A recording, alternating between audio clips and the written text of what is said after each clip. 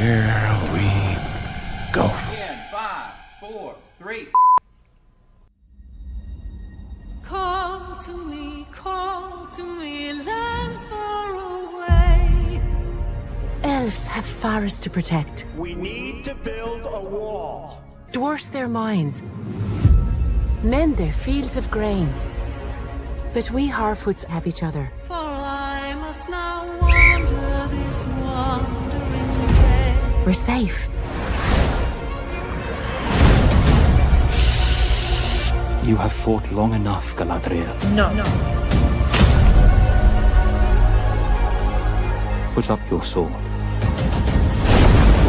The enemy is still out there. The question now is where? It is over. Nothing is over!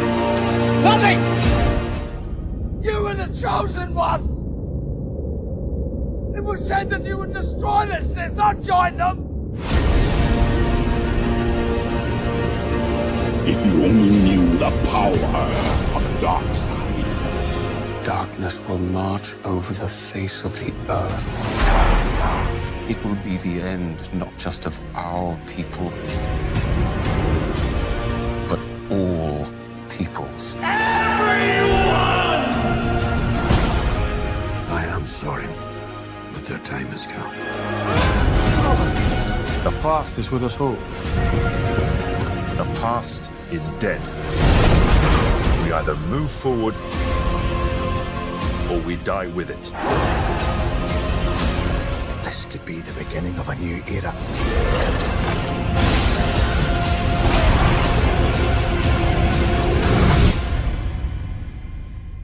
Away I must wander this wandering day.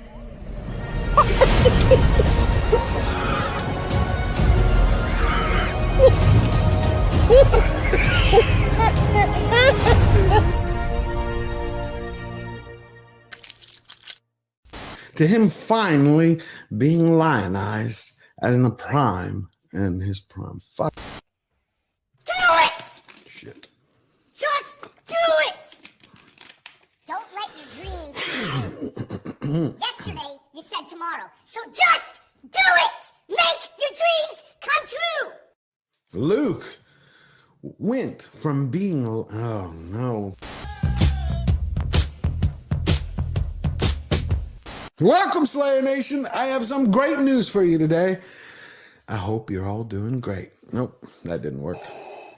One more. You have failed me for the last time. Welcome, Slayer Nation. I hope... If you're tired of starting over, stop giving up. That is eating away at what you love in order for it to shine. And one man's vision is... Sometimes you don't have to make things better for them to be great again. You merely have to Okay. Hollywood continues to slow boil the culture and crazy. Well, right now, Spider-Man actor Andrew Garfield has stepped up and he's fighting motherfucker.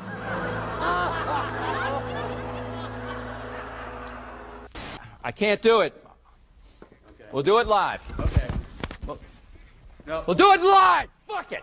And unbearded dwarves, but Prime didn't stop there. They stapled in intersectionality, individuality, biddiga-dig-bee, biddiga-dig-boo.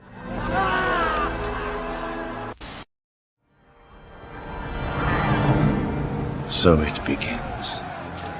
At my signal, unleash hell.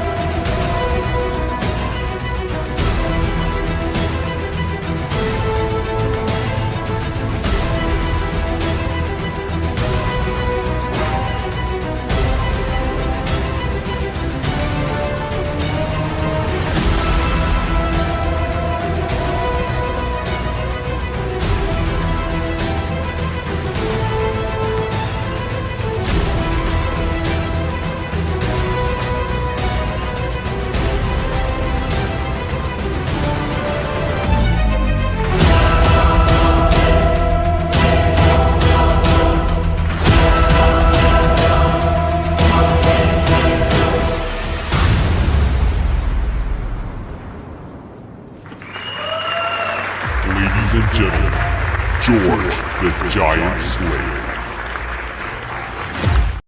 What's going on, everybody? Welcome back to Slayer Nation Live. I'm your host, George Molho. It's May the 4th, 2025. How are you all doing, everybody? I see Sanders here, Toxic Waltz. A lot of beautiful people. Say hello to our incredible mods. We got Lord Thoth in the house, plus Eric K. And Fletcher Williams is in the back producing. Got a good lineup today. Great show. You know, today we're going to talk about Superman leaks, Marvel's Thunder Therapy, which came out this week, plus Netflix reboots, which they're going back to the well one more time. They're going to do Little House on the Prairie Woke Edition. Plus, we got the immigration debate, authoritarianism, Polygon, the gaming magazine, got bought out and then fired everybody. It's a lot of fun. So let's just get going. Let's bring them all out here. We got Verbal Riot. How you doing? My nerdy home.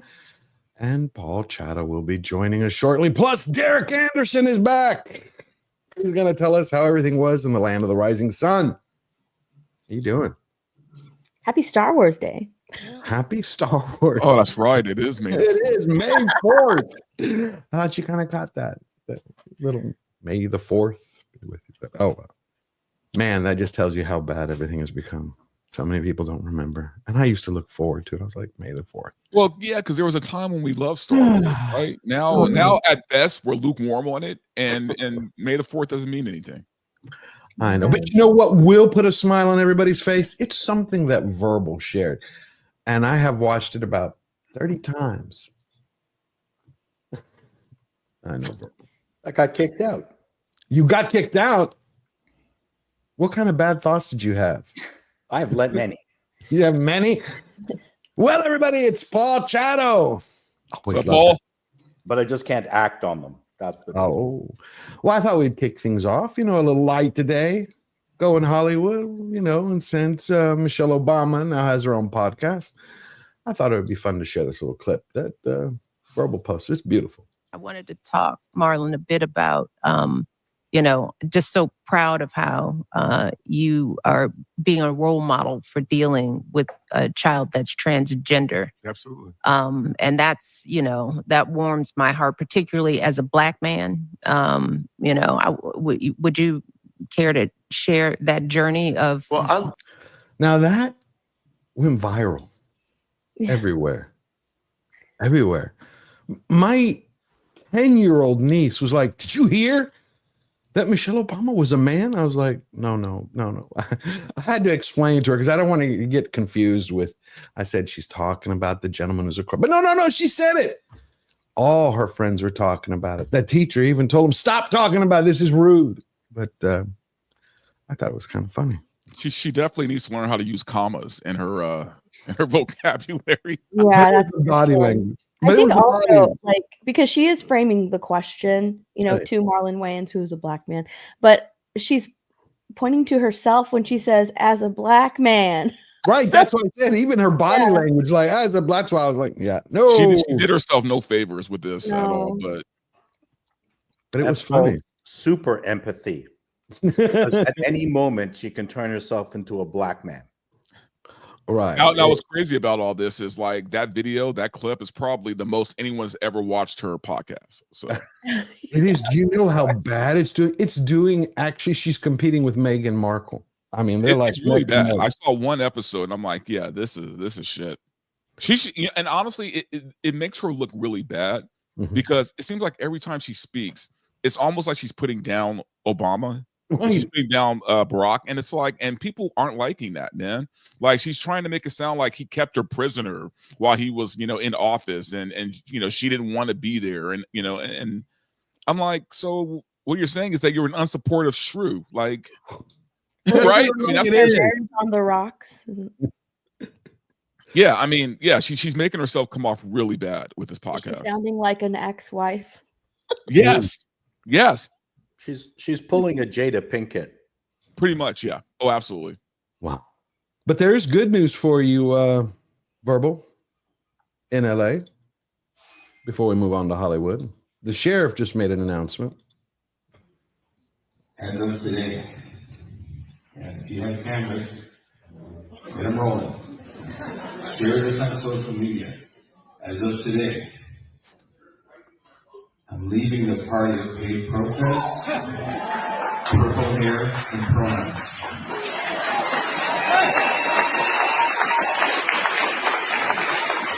I'm joining the party of faith, family, and freedom.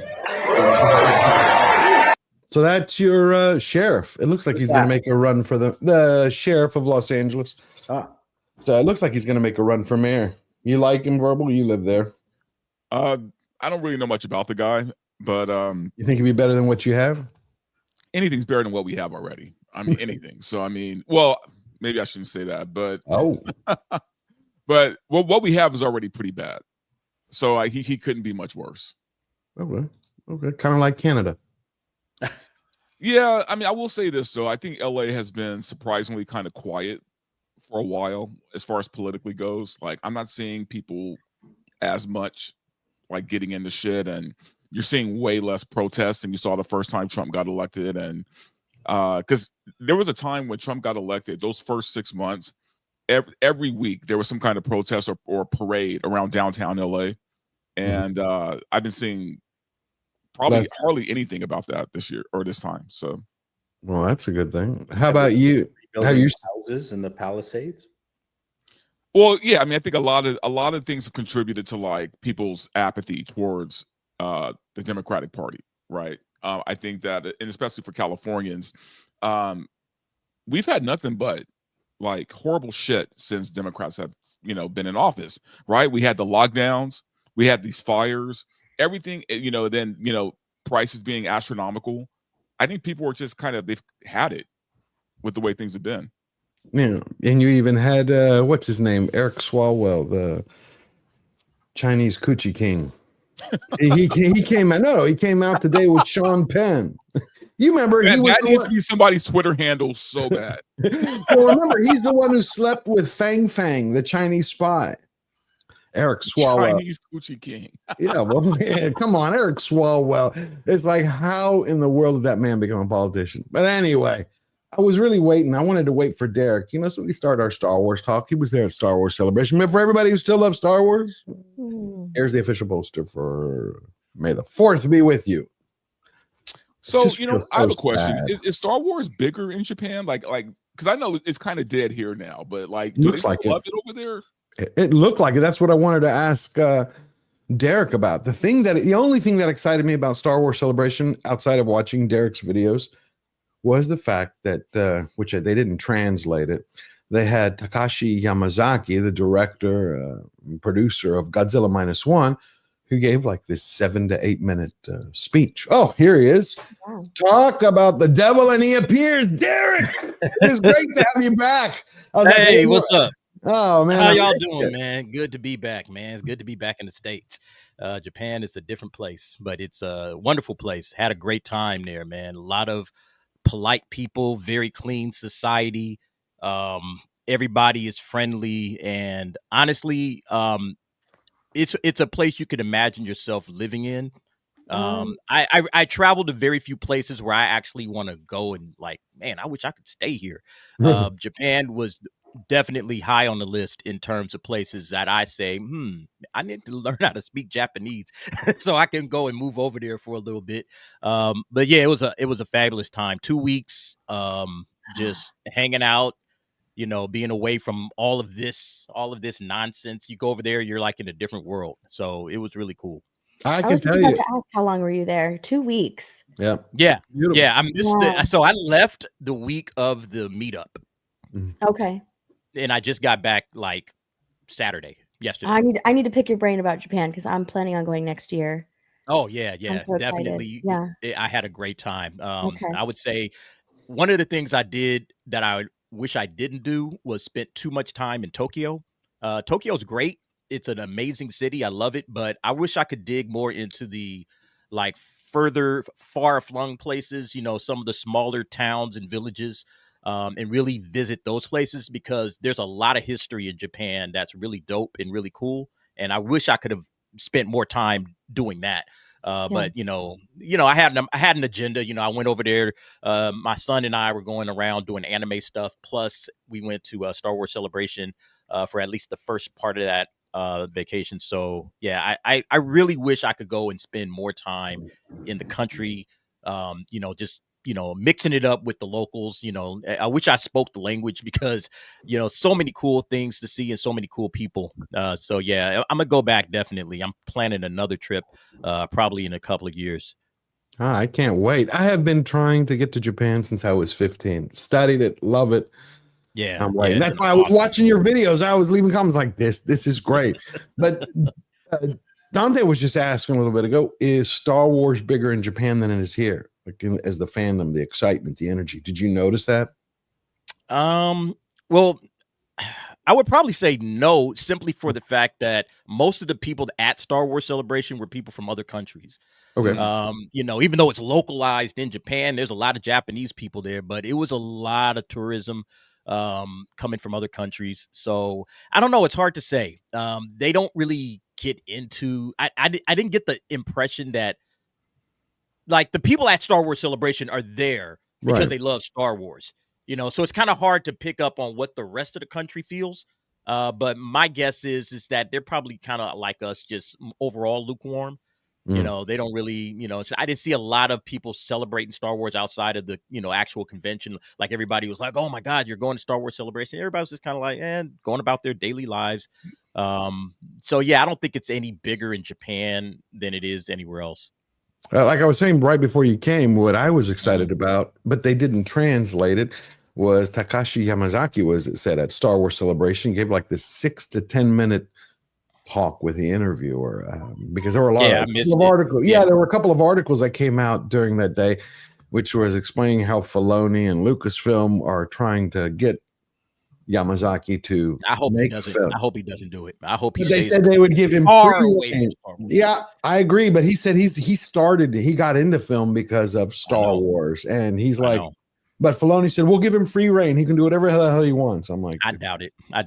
Nah, that guy is he knows how to make a movie. Obviously Godzilla -1 made that for what, $10 million, and he churned out that amazing movie. So I doubt that Filoni is going to give this guy free reign to do whatever it is he wants to do. It's going to be locked into their politics, into Lucasfilm and everything that they're doing over there. So yeah, I hope he stays far away. It's kind of like Ryan Coogler. Stay away from mainstream, franchise entertainment. Stay away from that. Go and do original content, because I think that's where his strengths lie.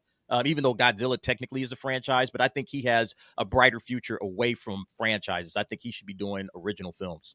I think he just signed a contract. Yamazaki with Sony. I think I read something about that earlier. But I guess we'll see. So what do you think? Today is May the 4th. Do you feel the excitement? No. Yeah. No, it's not. I saw that. Did you see the Trump, the White House tweet? No, I didn't see that one. Oh my gosh, you didn't see it. No, I haven't seen it. I'll put it in the private chat. Okay, well, what was it? I saw the one with the Pope. I got the video of the Pope. Somebody made that with Trump as Pope. My God, that was interesting. Yeah, that was the best May the 4th tweet I've seen in a long time, man. What they tweeted. Oh, it's so good. What the White House just posted. There you go. It's in the private go chat. check that out. And so as far as Star Wars Day itself, whatever. Yeah. So good. I gotta share that. Hold on. Wow. Hold on. Wait a minute. It's not adding to stage. Stop screen. I see it. Oh, yeah. I was trying to blow it up. That's great. Yeah, they've been doing a lot of that. The White House put out the other day this kind of like a lo-fi. Where did I put that? It was this lo-fi little video for anybody that wanted to relax or study. Where did it go? White House. There it is. And it's interesting that their strategy, their media strategy is on point. Where did you go, you little bastard? No. Anyway, so I think he went with the wrong color lightsaber. Should have been probably blue. Yeah, it should have been blue. because it's red. Crazy. Like him being a Sith is kind of too on the nose. You know what I mean? You think so? Yeah, they should I think he plays into it. It's the same way he did the whole 2028 thing, and everybody's freaking out about it. And he had an interview today where he was talking, and he was like, I'm focused on these 4 years. They're like, yeah, but you got all these people wearing 2028 MAGA hats. And he's like, yeah, they're selling like hotcakes. But I'm not interested. Sean Penn was like, he's going to be a dictator, crap like that. Here it is. Okay, I just had it and it disappeared. There we go. There we go. He put this out, and then we'll jump into Thunderbolts.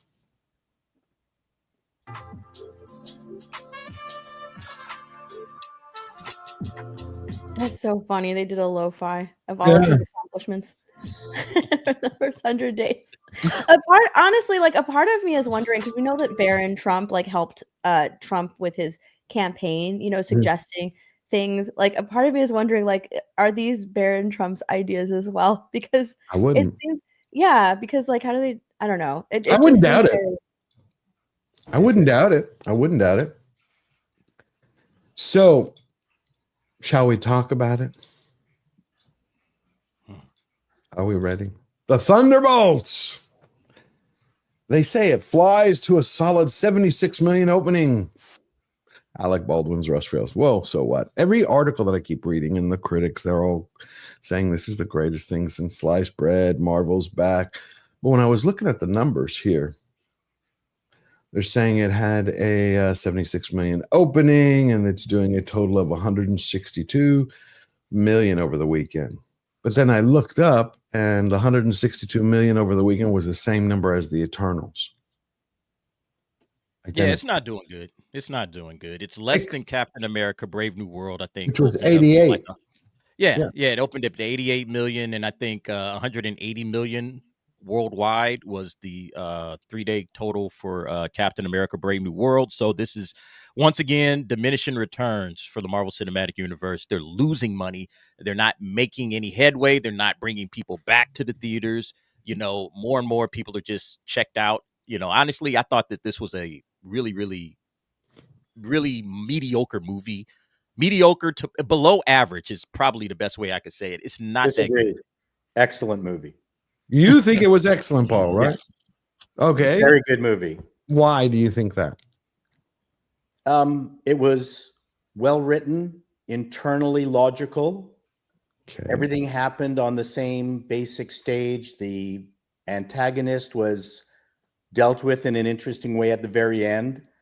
I'm fairly certain that they were channeling Tarkovsky from Solaris in this. There's a lot of mind games, some very interesting European style angst in it that we're not used to here in North America. And the audience I was in loved it. You're not trolling me, right? You okay. Okay, well, I'm just curious. Okay. I lost subscribers because I liked it. I'm joking about it being excellent. I thought it was a really good movie. That's crazy. I mean, not that you liked it, but that you lost subscribers because of it. Of course, that's nuts. Honestly, this was a very middle of the road movie, man. Here's the thing: the more I think about it, the less I hate it, but I don't like it. You know what I mean? I feel like. You know what it is? I feel like if I really turn my brain off, really turn it off, I can. You mean go into a coma? I can enjoy some of the scenes for what they were, right? I think the fight with the Sentry that they had was probably the best scene in the film when you realize really how powerful this guy is and that they have no business. A god. Even attempting to fight this guy, right? Yeah. And what I do love is the fact that he could have really killed them. Right. But he was taking it easy on them, right? He was right. still trying to kind of be a good guy, even though he's the villain, right? Mm-hmm. So I felt like there were some interesting things there. My biggest problem with this film is that when I watch it and look at it and think about it, somewhere in there is a great movie that wasn't made. I agree with that right? statement. I feel like there was enough there, right? The ingredients were there. They were just put it all wrong into the pot. You know what I mean? And I think that's what disappoints. So for me, that's what it is. It's not anger, it's disappointment, because I feel like this could have been a better film. Well, anything could be a better film. I had fun watching it, and I would love to see these people together again. Like, I was emotionally invested in this gang, and I would go watch another film with this crew. And Well, so you will see them. these are my signposts for why I liked it. I know it's not a perfect film, but I would not see the Eternals again, and I would not be interested in watching any movie with the Eternals ever again. This group I really like. I thought Florence Pugh performance of a lifetime in it. I think it in places it was overdone, but it was really interesting. I got a sense from the theater that I was in, the women loved this movie. Okay, that it was a superhero movie that women would probably be more interested in watching than other previous ones. If you remember the scene where the five of them got together just to flip over that giant piece of asphalt, I thought that was the signpost in the movie that you finally got a group of people with somewhat reasonable superpowers, not enough to flip that thing individually, but together they worked to do something that wasn't really that spectacular. You know, it was just a giant piece of asphalt, which Thor or Tony Stark or any number of Wonder Woman could have dealt with. And the audience cheered when they just got that small. Right. They did cheer in my theater. Well, I went to the theater this morning because I had a screener for it, so I put it out early, but I was curious how the audience would react. And so, yeah. And it felt like an Oprah audience. I talked with some of the audience members, and I was getting things like, this is the best Marvel movie I've seen in a long time.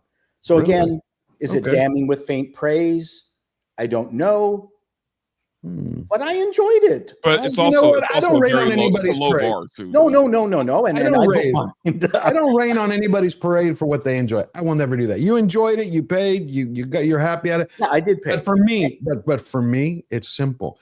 This, which I hate to use it because the term is fucking overused all the time, and I've used it.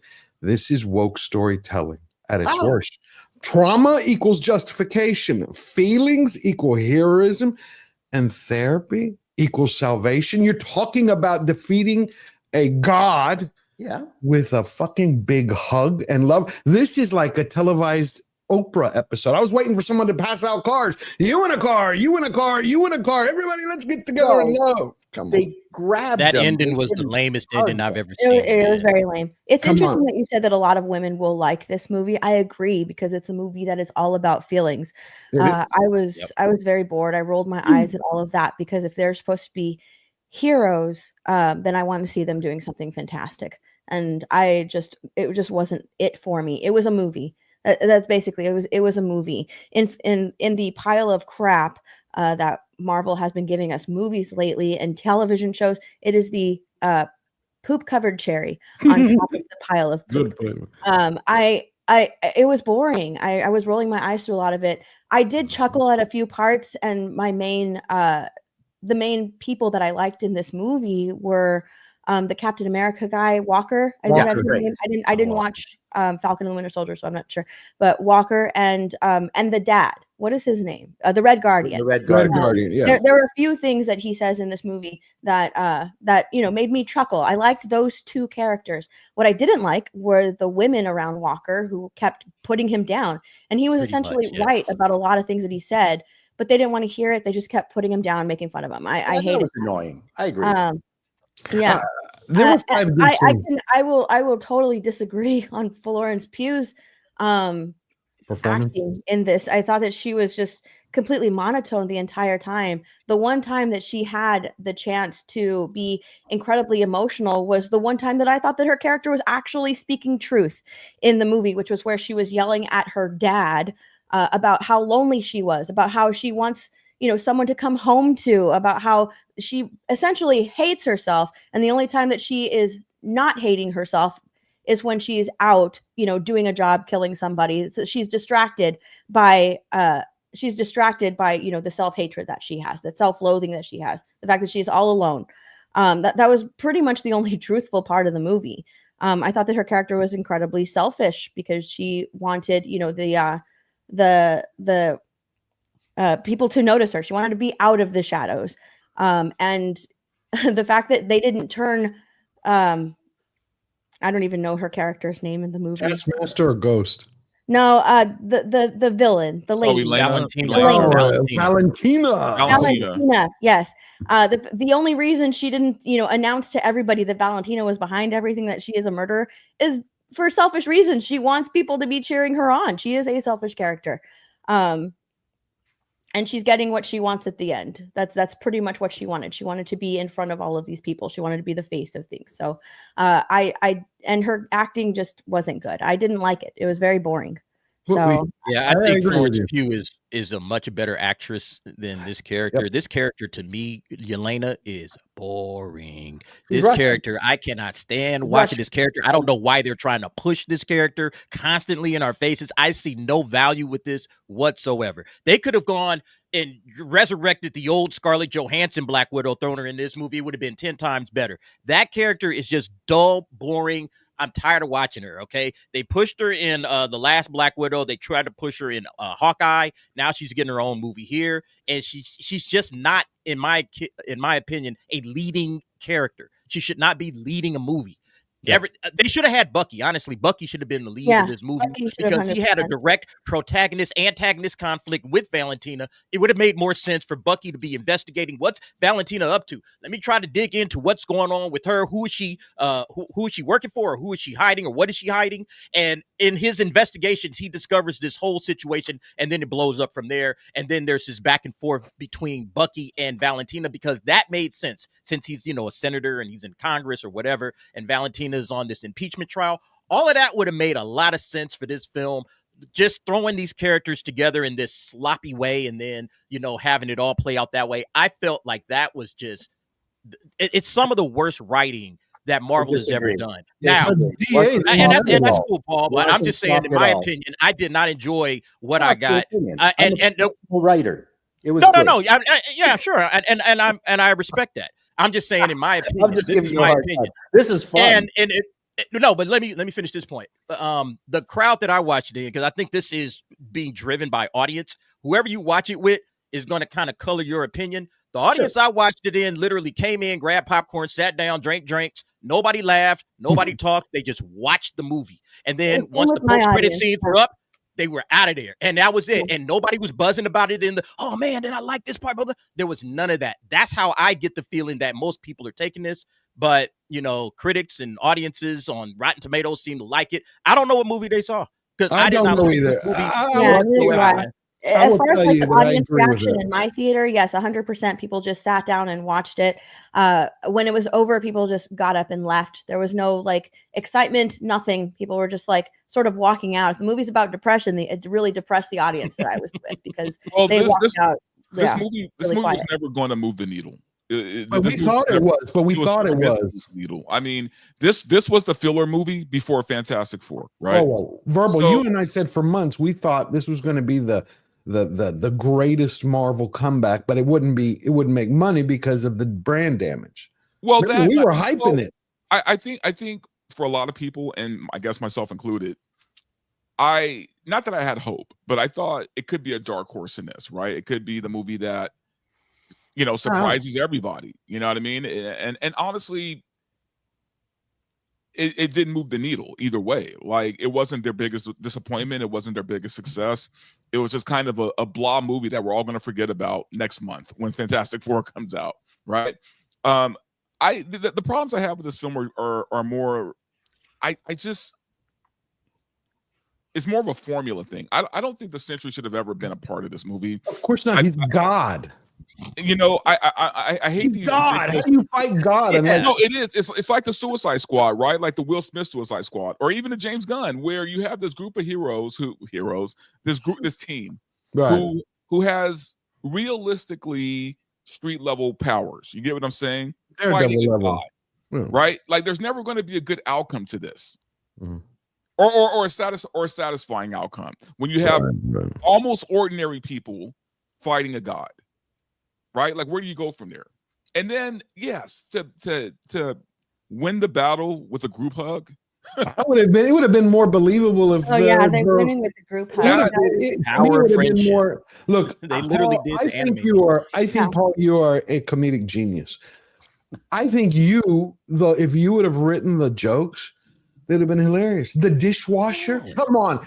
They neutered and pumped Winter Soldier full of so many hormones. He's taking the fucking metal armor. I know we saw it in the trailer. Also, Sebastian Stan phoned in that performance, man. He did. Florence Pugh. You know what they would have done better to have beaten the Black God? The girls would have stripped down and go, okay, how do we get you to stop killing people? You can bend her over. You can take her in the ass and she'll give you a mouth. I mean, let's be serious. You're going to hug an evil God. Look at Return of the Jedi, right? Because it's May the 4th, right? Luke. A lot of people will say, how did he win? How did he get to Vader? Love, that bond. But when you think about it, where are the sacrifices in Thunderbolts? Luke, from the beginning, uncle, aunt, butchered, murdered. Trains for 2 years. Han tortured people, killed, rebellion fighting. He gets there. It's not only an act of love when he's fighting Vader, it's his refusal to hate. He takes a moral stance. Vader has to die to have a good ending. Who sacrificed in this? Just as a basic principle story, who sacrificed in the Thunderbolts? Let's get together. Otherwise, what do you have? If you don't need the Avengers anymore or superheroes to fight evil, then you just need literally fucking Oprah. Well, no. All you're doing is watching a story, George. I know. It's just a story. So I think it was the only way for this group of people, without much in the way of superpowers, to defeat a demigod.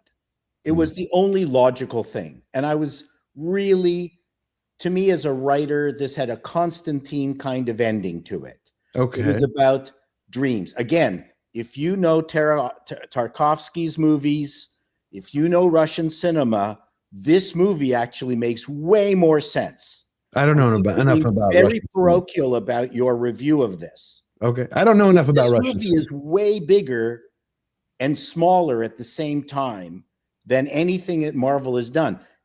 If you compare this to the unbelievably sloppy ending of Guardians of the Galaxy 2, which just became this 3D jerk off, right? Which I loved that movie right up until the very end, and it just lost me. I agree with that. And this movie did not rely on the Marvel trope of finishing things off in a ridiculous festival of bullshit. Right. I think I was possibly reacting to just the refreshingness of not having Shang-Chi suddenly.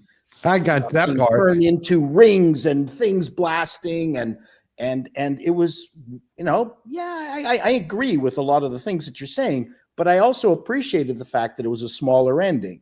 And it was counter to the possibility of what this God was going to do. Now, the fact that he's sitting in an easy chair at the very end, which was a letdown. I was wondering. If I'm going to compare this movie to anything, it honestly reminded me of It Chapter 1. They're basically the Losers Club.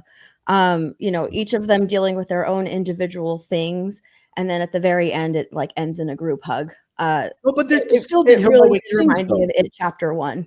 That's what this movie reminded me of. But they did heroic things. There's some great moments. Where's the sacrifice? Where's the pain? Where's the pain? No, I agree with Paul on that. When they started working as a team together to save people, it was just cool. Great. Like, the thing I liked about that scene was it's almost like, even though they're all horrible people individually, they kind of knew what they had to do. They knew they had to save. You know what I mean? And I think that was a good turning point for those characters.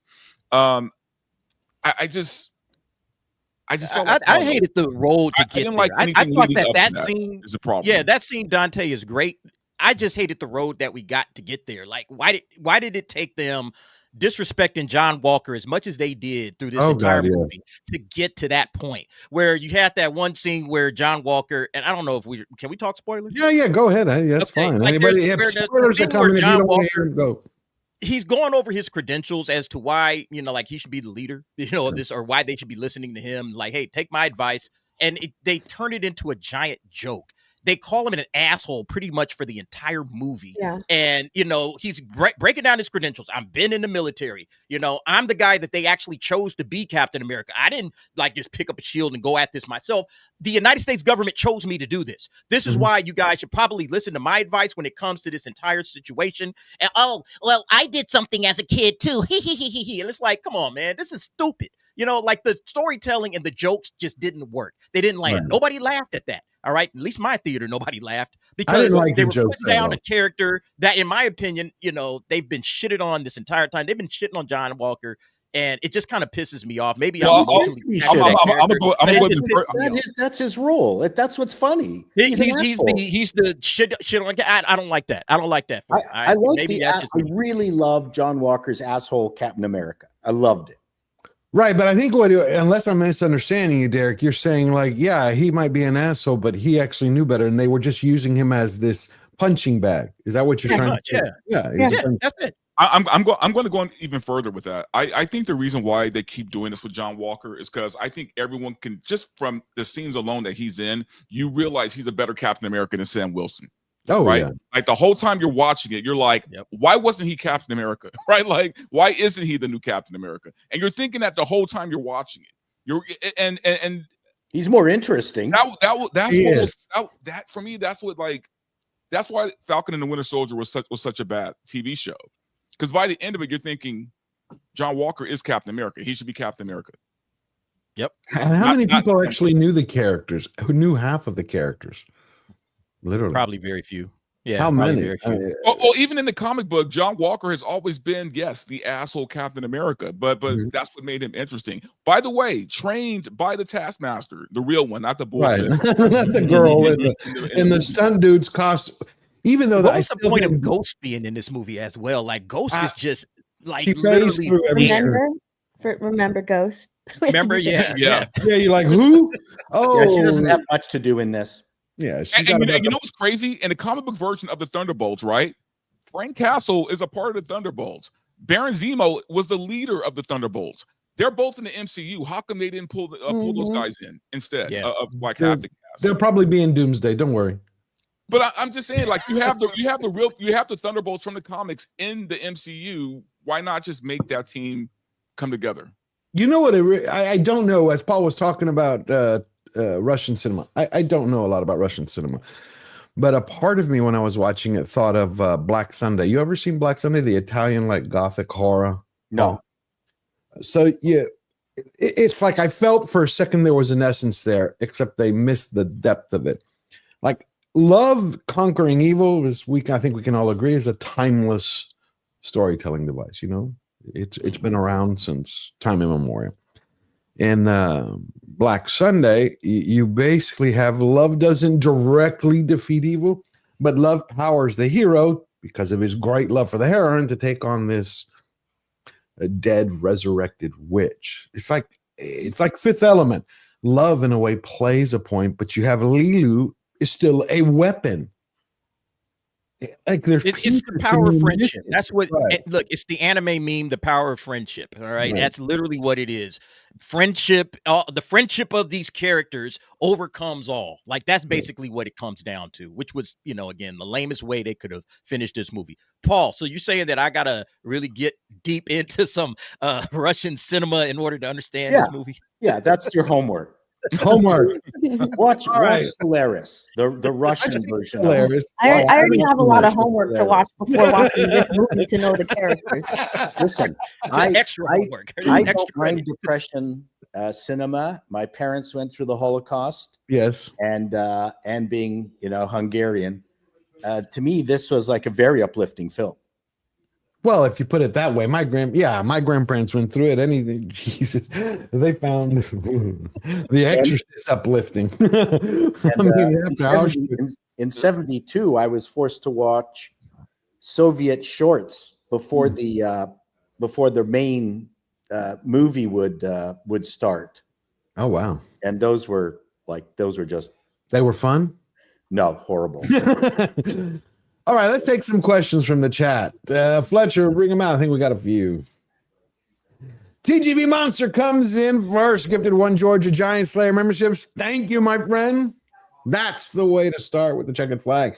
The blue dot became a YouTube member. Hey, that is awesome. Beautiful thing. Please go thank TGV Monster, and we're going to meet the blue dot soon. Darth Maul's lower half. Still love that name.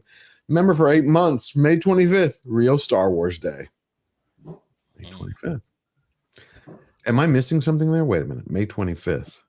That's when the original Star Wars movie debuted in theaters. Yeah. God, I remember I was 7 years old. Graph Web for $2 in the name of all that is holy. Cancel Disney Plus. The most dedicated man in YouTube. Thank you, Graph Web. Hope you have a beautiful day. You know, since they brought on the Fox library, I've been watching a lot of the Fox stuff on Disney Plus. I hate to say that. No. What have you been watching? Like the X-Men stuff? Pardon me? Have you been watching the X-Men? Is that what you're talking about? Yeah, I've been watching the old X-Men movies. Well, Blacklist, I believe, was done by the Fox Studios. No, that's on Netflix. So no, there's a whole bunch of stuff that I've been like, and good old crazy Fox stuff. I mean, they've got the entire a lot of the library there. I never saw the last 3 seasons of Blacklist. I love the first 6. I hear they're not so good, but the first few seasons so far, I'm binging them, and it's a brilliant show. So far. Yeah, I saw up to season 6, and I thought, I mean, it's a great show. It's James Spader, man. I mean, of course it's good. He owned that's why I'm saying the first 6 seasons, he owned every inch of the screen. I'm shocked at how good it is. Yeah. No, it was amazing, but for some reason, and I really love his friend, the guy who helps him with everything. Whose name? The black guy. Yeah, that isn't he? I forgot his name. He is phenomenal. But the end of season 6, just I watched a couple episodes of 7, and it just didn't grab me. I mean, I will say Red Reddington is probably one of the best TV written characters in a long time. Yeah, he is. The show going for 24 seasons times 7. I mean, it's really hard. That's crazy. Believe you, I think the problem though, they had the loss problem. They did not want to say this is Red. Then they're like, this isn't Red. Well, this is really Red. The Red who played another guy who played Red. I was like, come on. No, really? Oh yeah, I don't like. I was like, just cut to it. It's a dad. Fuck it. Let's move forward. But that's a problem when you have like these, old school 24 episode seasons, man. It's like they jump the shark. It's too much, man. The writers can only do so much. If you have a season that goes 24 episodes, man, you should only do maybe 2 seasons at best and leave it at that. No, really. I mean, 24 episodes a season. That's crazy, man. But that's what network television was good at, and we wanted that. That was right. But how long did those shows really go on for though? Like, I mean, yeah, of course you have your Seinfelds that go on for 10 seasons and your Friends, right, that go on for 10 seasons, but most shows that were 24 episodes didn't go on that long. Well, put it this way, even Mary Tyler Moore went for 7, 8, and it was terrible from season 4 on. But like All in the Family wasn't. No, All in the Family was good, but Lear knew how to write. I think there's a certain amount of skill and talent required to do that trick. 24 shows, 20 to 24 shows a year for 5 years. And I think we've gone in the opposite direction where 8 to 10 shows, people are, how can I say it? Not that they're slumming it. It's. Oh, you also got to remember that they're just not putting the effort in that they're using ChatGPT is the problem. But 24 episodes, there's a lot of filler episodes in those seasons. You know what I mean? I think by if they were even just to say, let's go half. Let's say we'll do 12 episodes, 13 episodes a season. You can tell a lot more story, get to the point, and you can go more seasons if you do that. But if you're doing 24 episodes a season, man. But one of the, and I don't want to get too deeply into this. So that was my era. One of the reasons that the 24 episodes was good is that it turned into a job. You didn't need to get any work after that. You knew each year if heaven opened up and God was good to you that you would be renewed, because you didn't always know until often the last minute. Right. I mean, the life of an actor, writer, producer is very precarious, as we all know. But if you did get that renewal, you'd have a job that you knew would pay for all your expenses for at least that year. You know you'd get at least 2 months off. But now with this schedule, you get 8 shows, it's done, and you literally have to get onto another show or another movie or something. And then they want you to do that the next series next year. But now your agent says, no, he can't do it, or he or she can't do it because, well, now they've attached to a movie that's going to be done this. And now that's why we're not getting streaming shows happening like every September. No, it's. But they need to go. Why not go back to that old schedule? I know I don't want to get off track, but Yeah, I like. I actually like the old schedule better. I like having 24 episodes a season. I like the way the X-Files did it because they had like they had a mythology that ran through a season, but you also had your Monster of the Week episodes where it didn't necessarily tie into the overarching story. I think they need to get back to doing that. Because like you're saying, 24 episodes, it's like it's hard to tell an entire story over a season where every episode has to connect to something. Give us a situation that the heroes are dealing with or whatever, and they got to deal with that just for that episode. And then we have another episode which ties into the larger story. I agree. And that's the way to do it if they're going to do it. But now, because everybody just wants the season just to talk about the one thing that we're talking about, just the mythology, and that's it. Okay, we only need 8 or 9 or 10 episodes to do that, and so everything else does feel like filler. I think we need to get back to some of that, Monster of the Week stories or situational.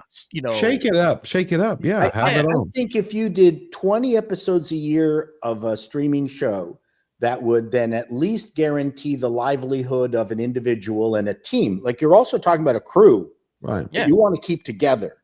Yes. That at 20 episodes, you could say, we're wrapped, but we're going to start production and we're going to give you another 20 the next year because we're guaranteeing that this production is going to continue.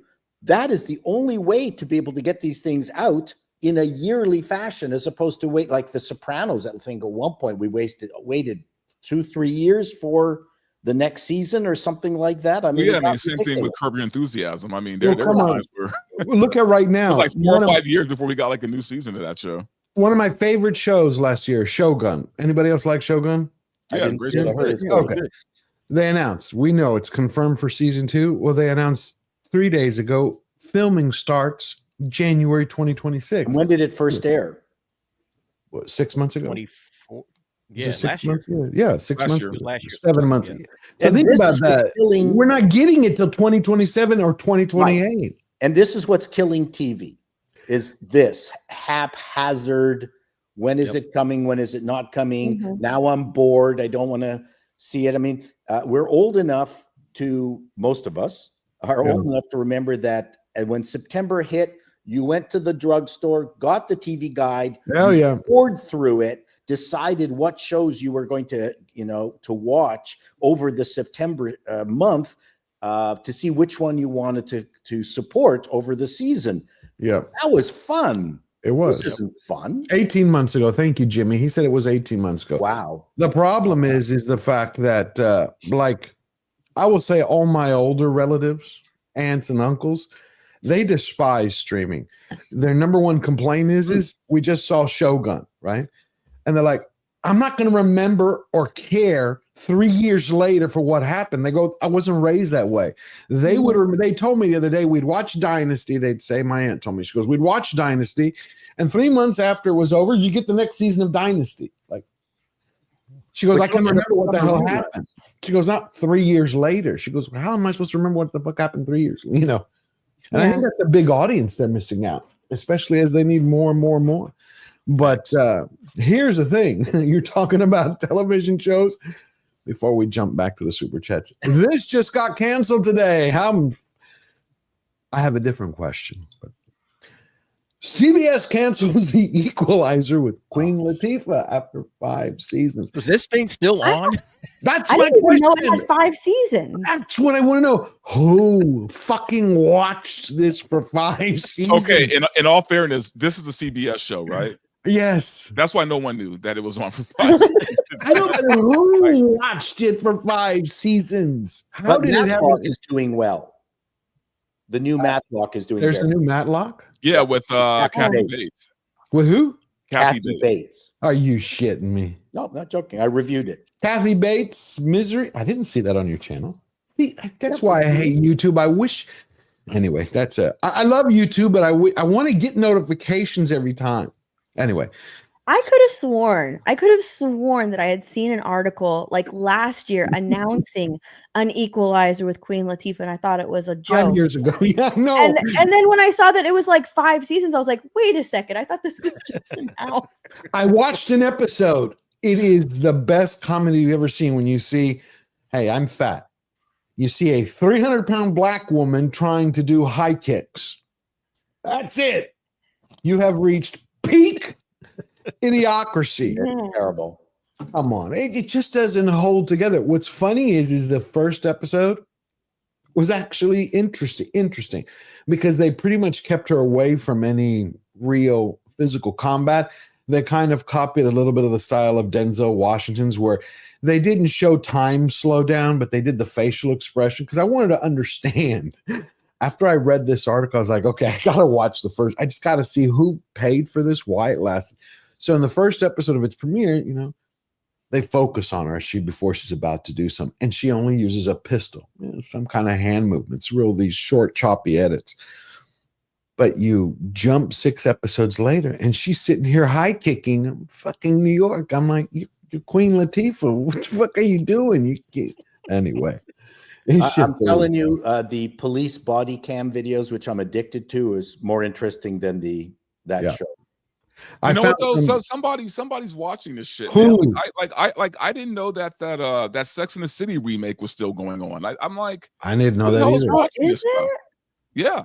They used to call they're that. like on their 4th season right now, or something like that. I think And people were complaining about that after the first season, saying that even the fans of the original show were saying, like, we hate it. It's way too woke. I'm a fan of the original show, and the new show was awful. The new show was terrible. I watched the first season. I couldn't do it anymore.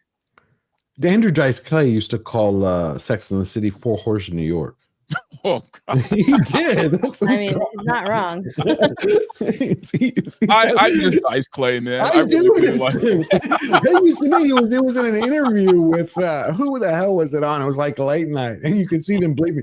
They're like, so what do you think of the New York, the Sex and the City? You mean the 4 Horses in New York? And they're like, hey, Andrew Dice Clay might be the first canceled celebrity, man, because MTV canceled him after that MTV Awards performance he did. Oh yeah. He was banned. He was never allowed back. Oh yeah. When was he? He was in what last movie was he in? Was Fort Fairlane? No, he was in something else. He played a doctor, not a lead role. What? He was a doctor. Yeah, he played like a gangster. Oh, wait a minute. What was the last thing I saw him in was Entourage. So I mean, no, I don't it know. wasn't Entourage. No, he was a gangster's like plastic surgeon. I gotta look it up now. Andrew Dice Clay. I saw it a few weeks ago. That's why I remember it. And he was actually pretty interesting. God, Fort Fairlane was an awful movie, but I loved every second of it. Like, it's one of those guilty like pleasures, man. Like, it's a terrible. I can't remember it. Hickory dickory dock. I love it. Yeah, I used to do that routine in high school. It was funny. Which one? Mary, Mary, quite contrary.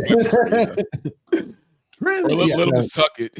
Little Miss Tuckett sat on a muffet eating her curds and whey. Long came a spider, sat beside her, said, "Hey, bitch, what's in the bowl?" Or, "What's in the bowl?" He wasn't my cup of tea. Yeah, he was fun. He was a little dirty. He was like edgy 90s, right? Like that's he was definitely.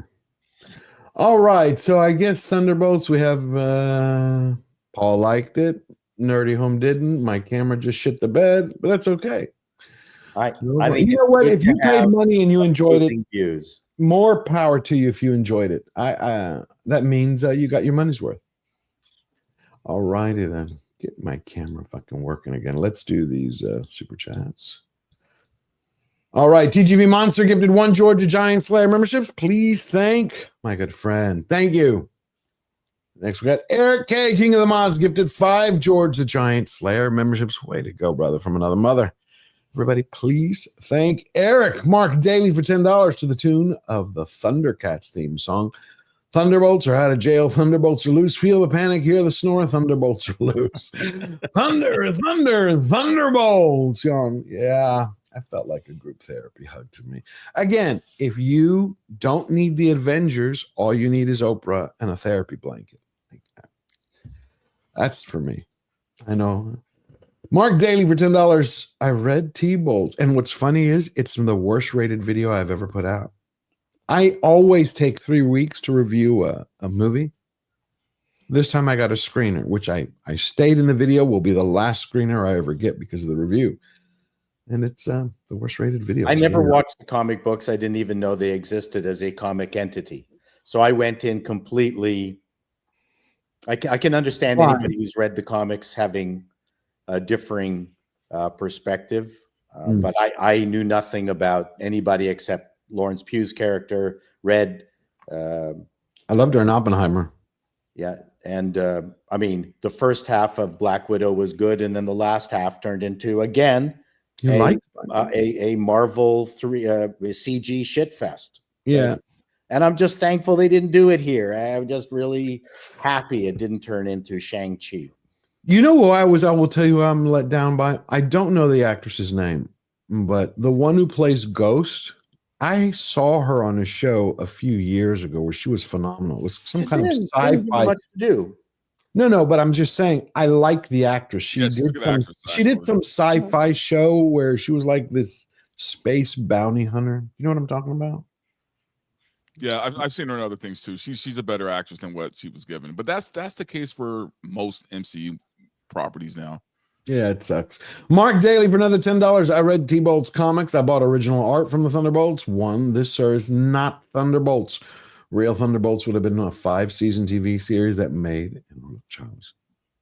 That's why. The thing about the Thunderbolts, I will say. Thank you, Mark. You say it like it is. As far as the comic goes, there have been a lot of different teams that have been part of the Thunderbolts. Yeah, we all know the originals. You know, that was led by Baron Zemo and that whole thing. If you ever read the book, they were a group of villains pretending to be superheroes. Like they changed their identities, but they're all the arch nemesis of other heroes that changed their identity.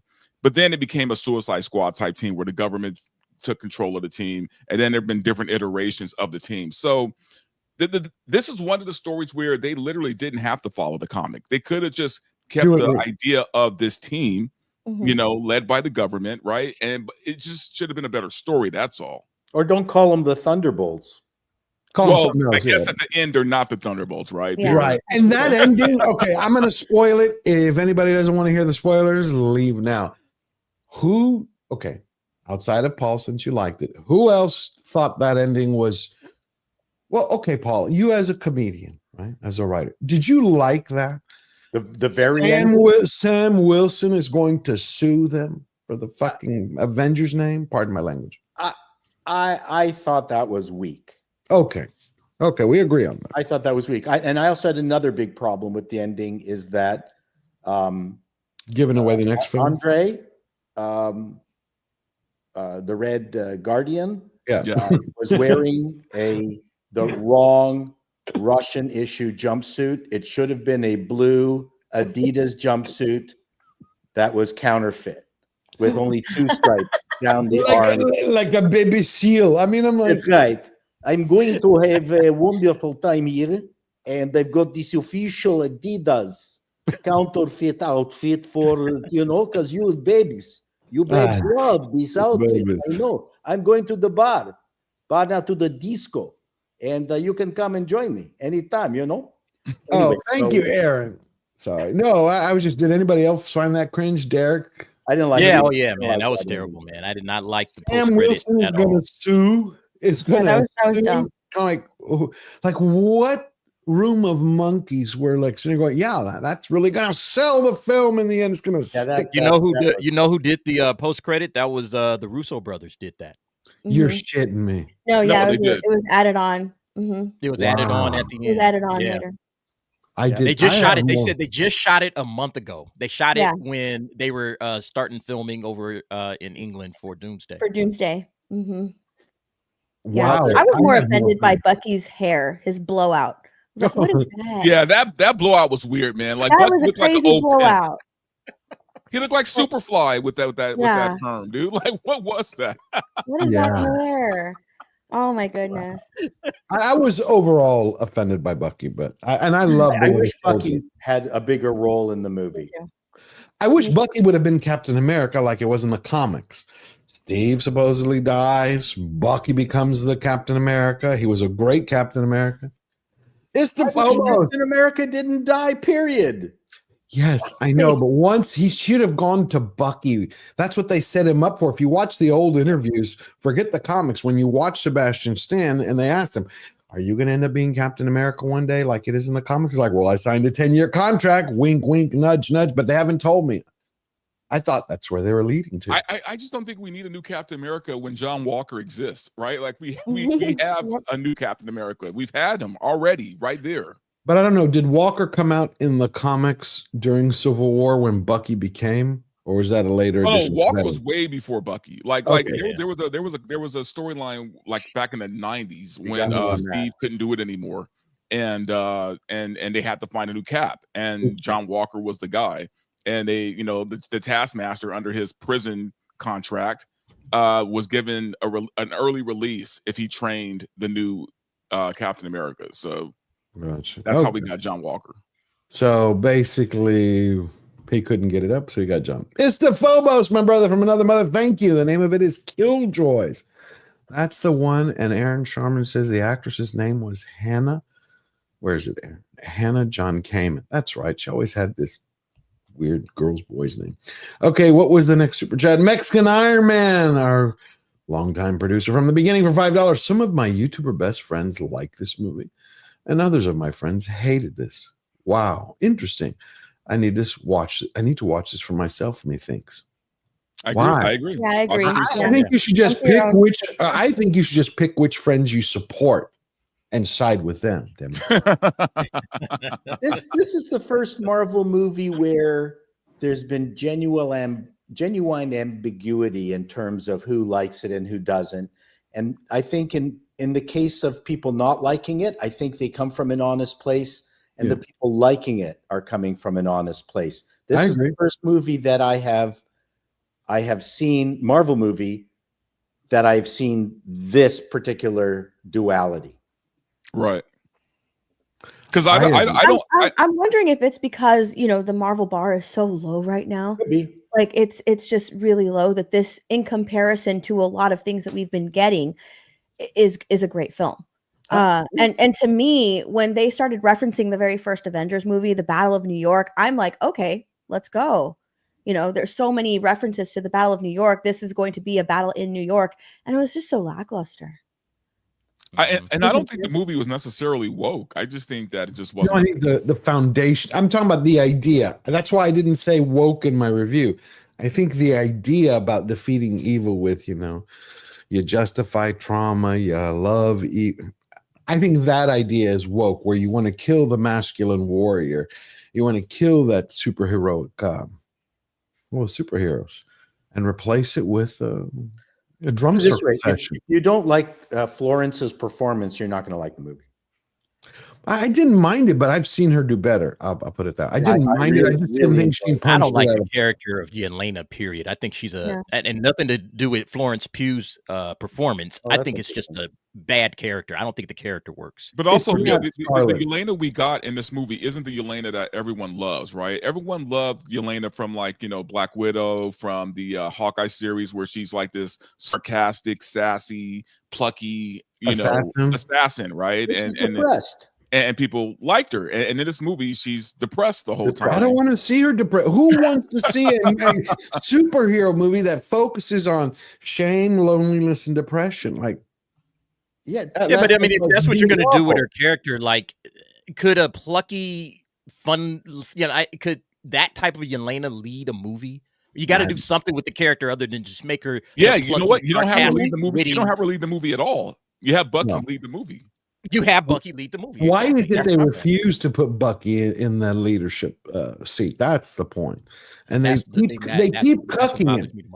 I feel they keep cucking him. That's how I see it. Well, no, this movie was about Yelena and Alexei and her dad and their relationship. That's what the core of this movie was. It was and like I Black didn't Widow mind Part that. It would be interesting if they had Bucky lead the movie, right? Because in the movie, in the final battle where they have to go into the void, you know, Bucky's just like, oh, my past is great. You know, he's already dealt with all of that stuff, so he's like able to get through the void to Perfect person to come lead. and save Yelena. It would be interesting for she's telling her dad about all of these things and how she's alone, but it would have been interesting to see her confide in Bucky, and with all of his past that he's had to deal with, give her some advice. Yep. She never gets advice from anybody. Or how about really. a scene where they all step into She the never gets void? advice from anybody. He could have taken the leadership role, and helped her along. But instead, she's just, putting down all of the men. Even in that post credits or the end credit scene, when Bucky is, trying to help her with like, oh, okay, get a scan of this and do that. She's like, I'm already doing it. I'm doing that already. It would have been interesting to see Bucky, maybe take her under his wing. But we can't have that. Yep. Shine. I think I like Florence Pugh. Didn't like her in this movie. I like Scarlett Johansson much better as a widow. I think a better writer would have had them all go into the void, but had them all be in like quote unquote separate rooms, right? Where they had to deal with their issues and get them resolved, right? Because who got their issues resolved in that movie? Nobody. Right? Like they're still the same people. Well, I guess Sentry or Bob did.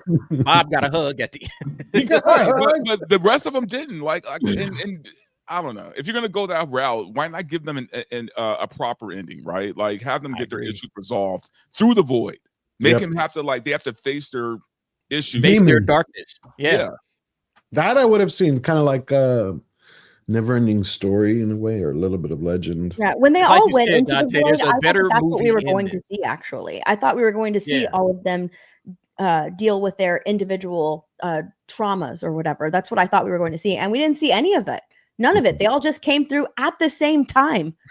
That's why I didn't feel earned. I guess in the end, they didn't feel earned. It's like, anyway. Also, I didn't like the cop out of the people turning into shadows or vanishing, and then they just come back, right? Like there was no stakes. No stakes.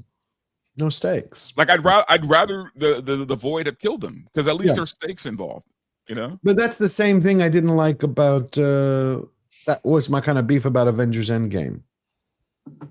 I don't think people should have come back for the blink. You have to have real stakes. You need to. Otherwise, I mean, it doesn't work. Why did Game of Thrones succeed? Because people got killed. That's one of the reasons. Besides all the layered writing, all the beautiful characters, the incredible story, it's because you didn't know at one moment who's going to be next on the chopping block. And anybody was on a chopping block, right? Like no one was safe in Game of Thrones. Who expected at the end of that first season? There's not a lot of shows where a child is pushed out of a tower window for watching brother and sister jump each other. There's not a lot of shows. Right. That would have been great seeing, Alexi save that little girl, and then she just got blasted into he did. That's it. Like, oh my gosh. Or he did. Think about it, Nerdy Home. Think about it, Steph. He saves her and then gets squashed. And this happens like right after he had that conversation, with consequences with her daughter. No stakes. It's not real. I don't care what kind of fans. It's just not real. Let's finish these chats so we can move on. Mark Daly for another $5. Notice the Tulsi hairdo on the evil CIA woman. Stay classy, Disney. Yeah, I'm not a big fan of Julia Louis-Dreyfus outside of Seinfeld. But also the character she's playing, I think, is Madam Hydra, who does have that white streak in her hair. So she does. Madam Hydra has always looked like Tulsi Gabbard. Or Tulsi Gabbard's look like, no. Ooh. Thank you, Mark, for that. The Critical Show. Hey, Adam, how you doing? Hopefully tomorrow I will be there. He became a member. Thank you so much, my friend. I hope everything's going well with the family. Be blessed. Can't wait to see you. GJJ, member for 5 months. Love it. 5 months. We're going for more. Bucky Cat for $2. Watch something fun. Connery and Thunderball. Oh, God, I love it. Love it. Love it. Mark of Reality for $5. Great to see you, Mark. Steph is right. The low bar for Marvel is practically on the floor. Anything mediocre is now amazing. I agree with that. That's why we have Steffi here. Sharp as a tack. Sundowners Club, member for 11 months. Instead of watching Thunderbolts, I decided to go see Metallica 2 nights in Nashville. Like that. That sounds like fun. Thank you, Sundowners Club. We got to bring you on the show someday. Country music from Metallica. Say again? Country music from Metallica. It'd be interesting. That would be good. Skull Leader 2016. Great to see you, Skull Leader, for $20. The Blacklist strengths was red, always told the truth. The crew issue was everyone around him thought they knew the truth. Ooh, that's great perspective on it. Miss you, Skull Leader. Can't wait till the next membership strain. Great. Hardy Harmonica gifted 5. George, the Giant Slayer membership. Thank you. Thank you. Please go thank Hardy. And we have one more, I believe, from Mark Daly for $5. So for Thunderbolts 2, are they going to see a shrink? Is Dr. Melfi still taking patients? That is a great question. Are they going to see? I think they're trying to therapize each other. They're going to have a little cry, juice box for mommy, and call it a day. All right. And then they're all going to die in Doomsday. Okay, so the list leaked yesterday. Hold on, wrong one. Of the entire cast of Doomsday. Let's just give it a peruse. The question is, who isn't in Doomsday? That's the bigger question. So we got Mark Ruffalo, Bruce Banner, Benedict Wong, Brie Larson, Don Cheadle, Karen Gillian, Jeremy Renner, Iman Vellani, Danya Guri as Okoye, Tessa Thompson as Valkyrie, Kehu Kwan as Ouroboros, I don't remember her, Tony Paris, Monica Rambeau, remember her too much, Will Poulter, Adam Warlock, can't stand him, Dominic Thorne, Riri Williams, oh my God. I thought they're getting rid of her. I hope they kill most of these people off. Who is Riri Williams? Ironheart. Ironheart. She's coming up next. You're watching her series in a month. Is it really coming out? Next month. Next month. Oh my God. Not looking forward to that. Sochil Gomez, American. Oh, the one from Doctor Strange. Okay. Doctor Strange, yeah. Sylvia DiMartino. I don't know who the fuck Sylvia is. Oh, those are characters from Loki. Kiki Kwan's character. Oh, Sylvie. Yeah, that's Sylvie right. Loki, She's the girl Loki. Oh, the girl Loki. Yeah, she's the girl Loki. Yeah. Oh my gosh, she's coming back. I can't believe it. I'm sorry. Yeah. Tatiana Maslany. She's a great actress, but she sucked as this character. She is insufferable. Wait. Is this list real? I know, yeah. This seems like some bullshit.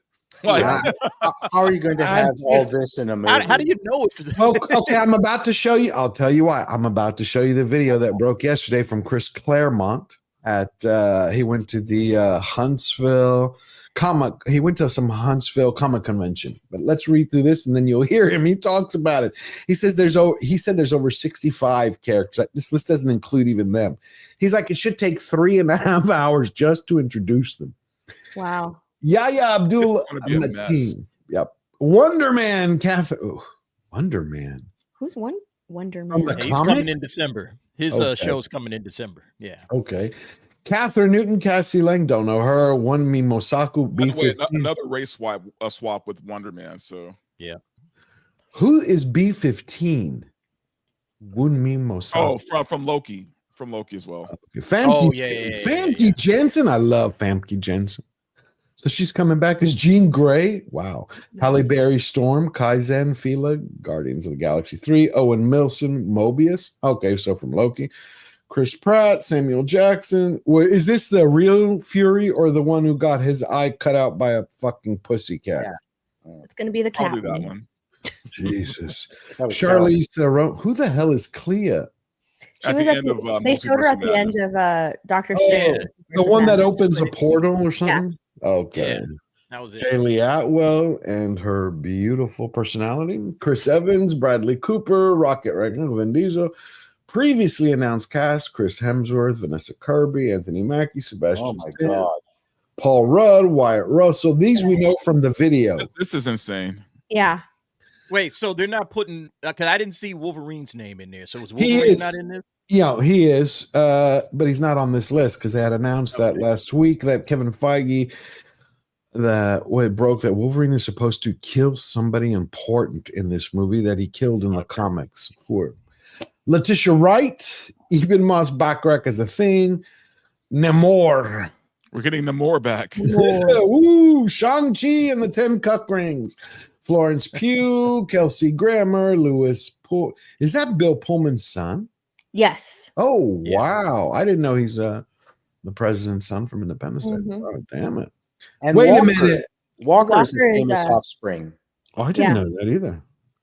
Wait a minute. He's Kurt Russell's son, isn't he? He's Kurt Russell's son.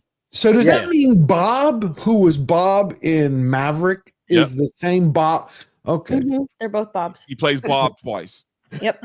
So that's kind of like his no, that'd be too weird. Danny go ahead and say it, man. Top Gun's part of the I was gonna say MCU. The MCU. We got Bob from here because remember he said, "Where did you get Bob from?" Is that? I was like, where we're gonna get Maverick and Doomsday. Yep. That's how we get Tom Cruise in Marvel. That would be interesting. That would be interesting. Joseph Quinn, Human Torch, David Harbour, Red Guardian, Winston Duke, M'Baku. I like M'Baku. Hannah, John Kamen, The Ghost, Tom Hiddleston, Patrick Stewart, Ian McKellen, Alan Cumming. Oh, I like that one. Rebecca is coming, not the other one. I like Jennifer Lawrence. Yeah, I don't like Jennifer Lawrence. James Marsden, Channing Tatum, Pedro Pascal. Of course, I'm surprised they don't give all 60 roles to Pedro Pascal. Pascal as Magneto, Pedro Pascal as Charles Xavier. Here, now he is their go-to boy. Yeah, he's go-to in many more ways. He's got knee pads that must fucking replace him. Here is That's a crazy list. Yeah. That is so many people. It's also expensive. This is going to be like Mortal Kombat Annihilation, man. It's going to be that level of bad. I think so too. Here's Chris Claremont. I'm going to put the captions on. It's the whole movie is going to be, hey, remember this character? I mean, what else can you do with that many characters? What else can you do? You can't give them any story. You can't introduce them and they're just here to just get killed or kill somebody else. It's gonna be stupid, dude. This is like a Lily Phillips video, man. It's just like 100 guys. It's like 100 actors. 100 actors who get a minute of screen time each. You know what I mean? Like, watch how many people Robert Downey Jr. Are you telling us something we didn't know? Robert Downey Jr. is gonna blow everybody in the MCU. You get 1 minute of screen time, then you're out of here. Yeah. I think what they're gonna do, this is going to be a replay of the Blues Brothers. They give each person a car. Yeah, pretty and much. then we just give them a quick shot of them careening over an abutment. Here is Chris Claremont. He's going to tell us exactly what's going on with Marvel right now. It's about 2.5 to 3 minutes, but it's worth a listen. Okay. I really thought it was going to be ripped off of YouTube the other day because of the stuff he shared. Here we go. The commercial. Oh, come on. Talk louder. 50 superhero, 4 supervillain, not X-Men movie. Almost sounds like it. You better believe it. Marvel movie that's in the process. That's as loud as I can make it. Now. No. Positive.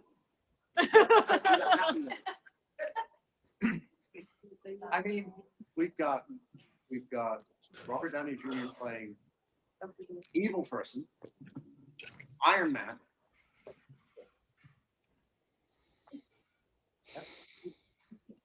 and then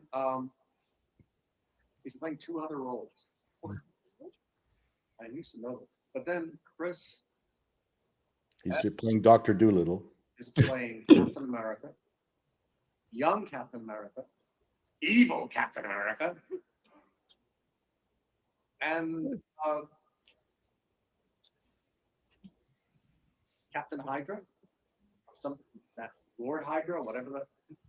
It's like, what the? Why did they just cast the Avengers, the original Avengers, as all the characters, villains, assistants, sidekicks? Yeah. Apparently, after denying it vociferously for at least a year, what's her face is coming back as a widow, not the widow. Scarlett No, not Scarlett Johansson. What's her face? Who had the giant rock fall on her? Scarlet Witch. Oh, yeah. Oh, Elizabeth. Scarlet Witch. Elizabeth Olsen, right? I mean, so she's coming back not only as Scarlet Witch, but a good Scarlet Witch. You know, so I don't know if that means that the Vision's coming back. It's like all the original X-Men are coming back. For 2 weeks. I like Famke. Oh, I love Famke. Now Famke Janssen is coming back. Gorgeous. He's coming Oh, back yeah. as Phoenix. You know, it's like.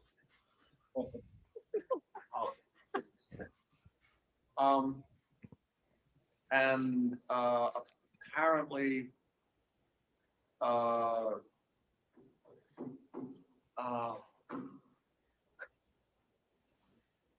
Psylocke is coming back. Wow. Oh Horrible. my goodness. No longer Asian. But she's no longer Asian. Still wearing the same outfit.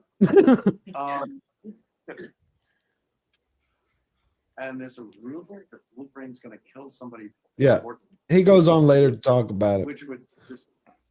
I'm sitting here thinking, why are you going to do this and make us wait for 3 years for the first X-Men movie? Why don't you just make this the first X-Men movie? On. Who cares about the Avengers? He goes on for another 45 minutes, but it's just interesting. He basically says, he starts hinting at, like, why did they do the Thunderbolts? They want the new Avengers. Just bring the Avengers back. That's what he gets down to. They want to revive. No, he does say that, but he's like, they wanted to revive Marvel. Just bring the Avengers back. Be done with it. Come up with the story and bring them back. But he's like saying this whole thing. And he's like, I hope you're not recording me. And someone's like, no, it's just a still picture.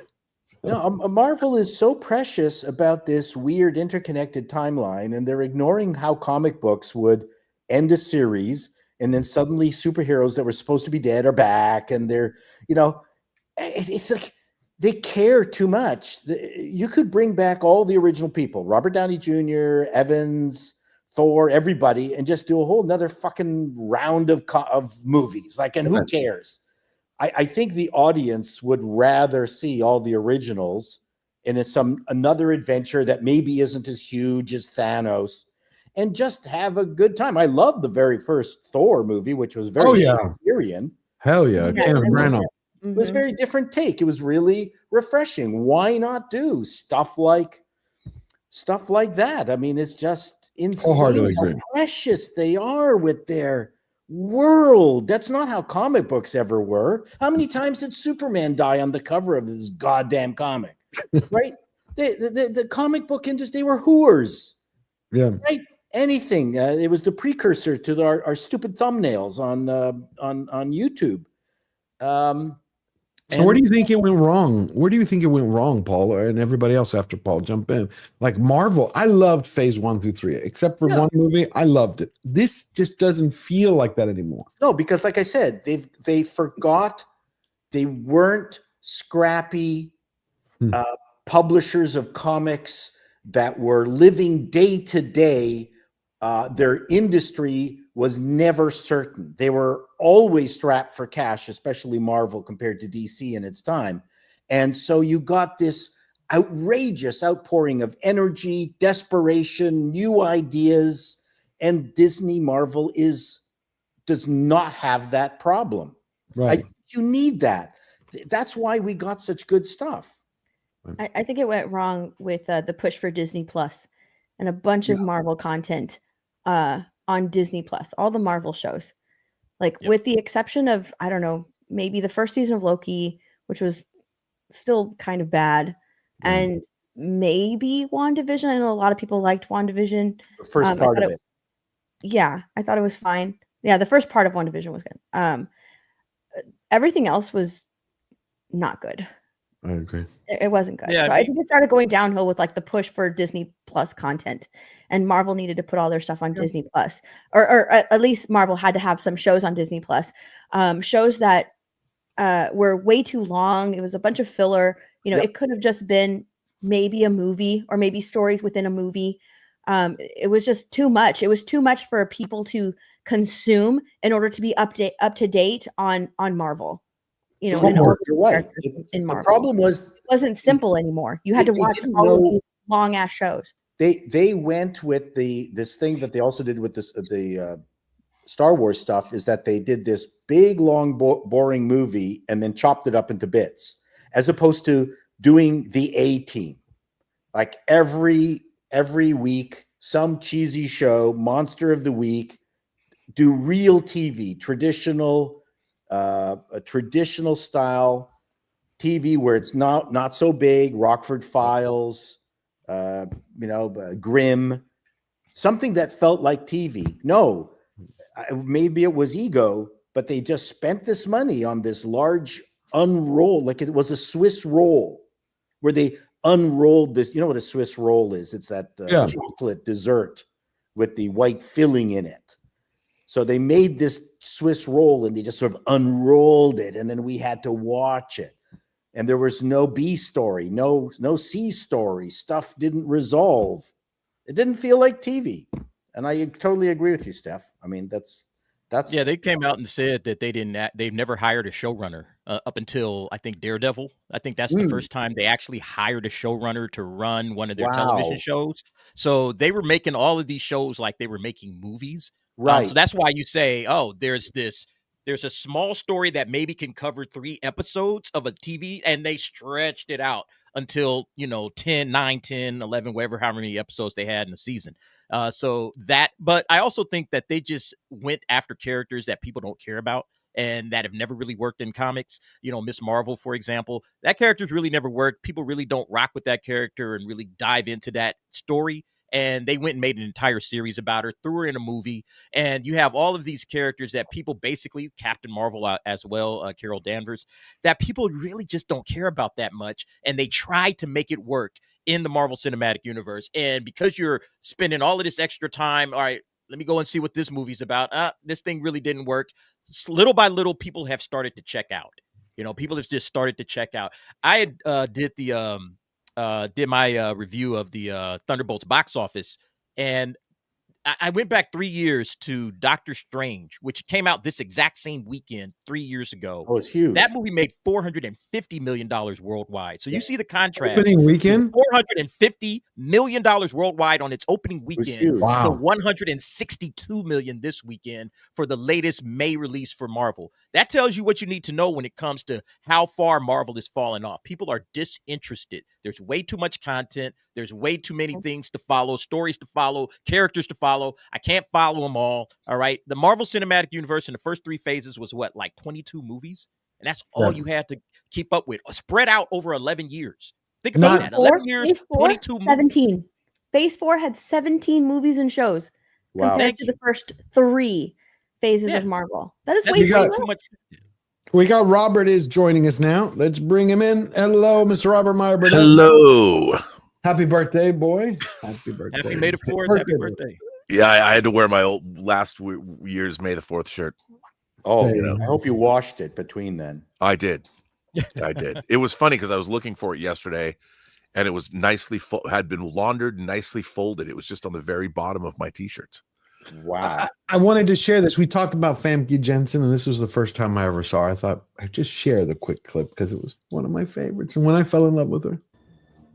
Xenia Onatopp. Well, she was great. Yeah, we don't get characters like that anymore. No. Xenia Onatopp. No, we don't get those names anymore, man. No. Pussy galore. Right. I watched my first set of Bond films, the Pierce Brosnan ones, this past month. Did you like them? I loved them, yeah. Cool. Those movies have aged surprisingly well. I mean, I think Tomorrow Never Dies is better than people remember it, and certainly World Is Not Enough. But they're they've aged. They're good mid-level action films. And it's funny, when Pierce Brosnan came back, we used to get a James Bond movie every 2 years, and there was a legal snafu, and so between License to Kill and GoldenEye, it was a 6-year gap. And that was the longest gap in any Bond film. So that was between Timothy Dalton ended his 2-film run in 89 with License to Kill, and then Pierce Brosnan. Which was criminal, by the way. Timothy Dalton should have had a way longer run than they had a third film that he was gonna do, but it was there were multiple things going on. There was this ongoing dispute with Kevin McClory, and it's really weird. He was great in Living Daylights. I think Living Daylights is a really great Bond film. I agree. It's the last Bond film that had a John Barry score. Oh, I didn't know that. Yeah. I didn't know. So let's talk about. Oh, we have a couple of Avengers questions before we move to Superman. Bring them up real quick, Fletcher, please. John Maynard for $2. Are they going to bind Karen Gilliam up again? Oh, I have no idea. Anybody? I don't know about that. But she's going to be coming back as that blue, as Nebula. Right? But they were saying from the beginning when we first saw her, she looked. Oh, like you mean bind her tits? Yeah, that. We're like, is she going to let the girls out? You know, instead of the way they made her look like a man body in the last. I mean, it's Marvel, man. It's the MCU, it's Disney. They're most likely they're going to try to cover her up as much as possible. Who knows? and a waste of assets. A waste of a lot of assets. Shark Gentries for $2. The kitchen sink, the bag of chips, etc.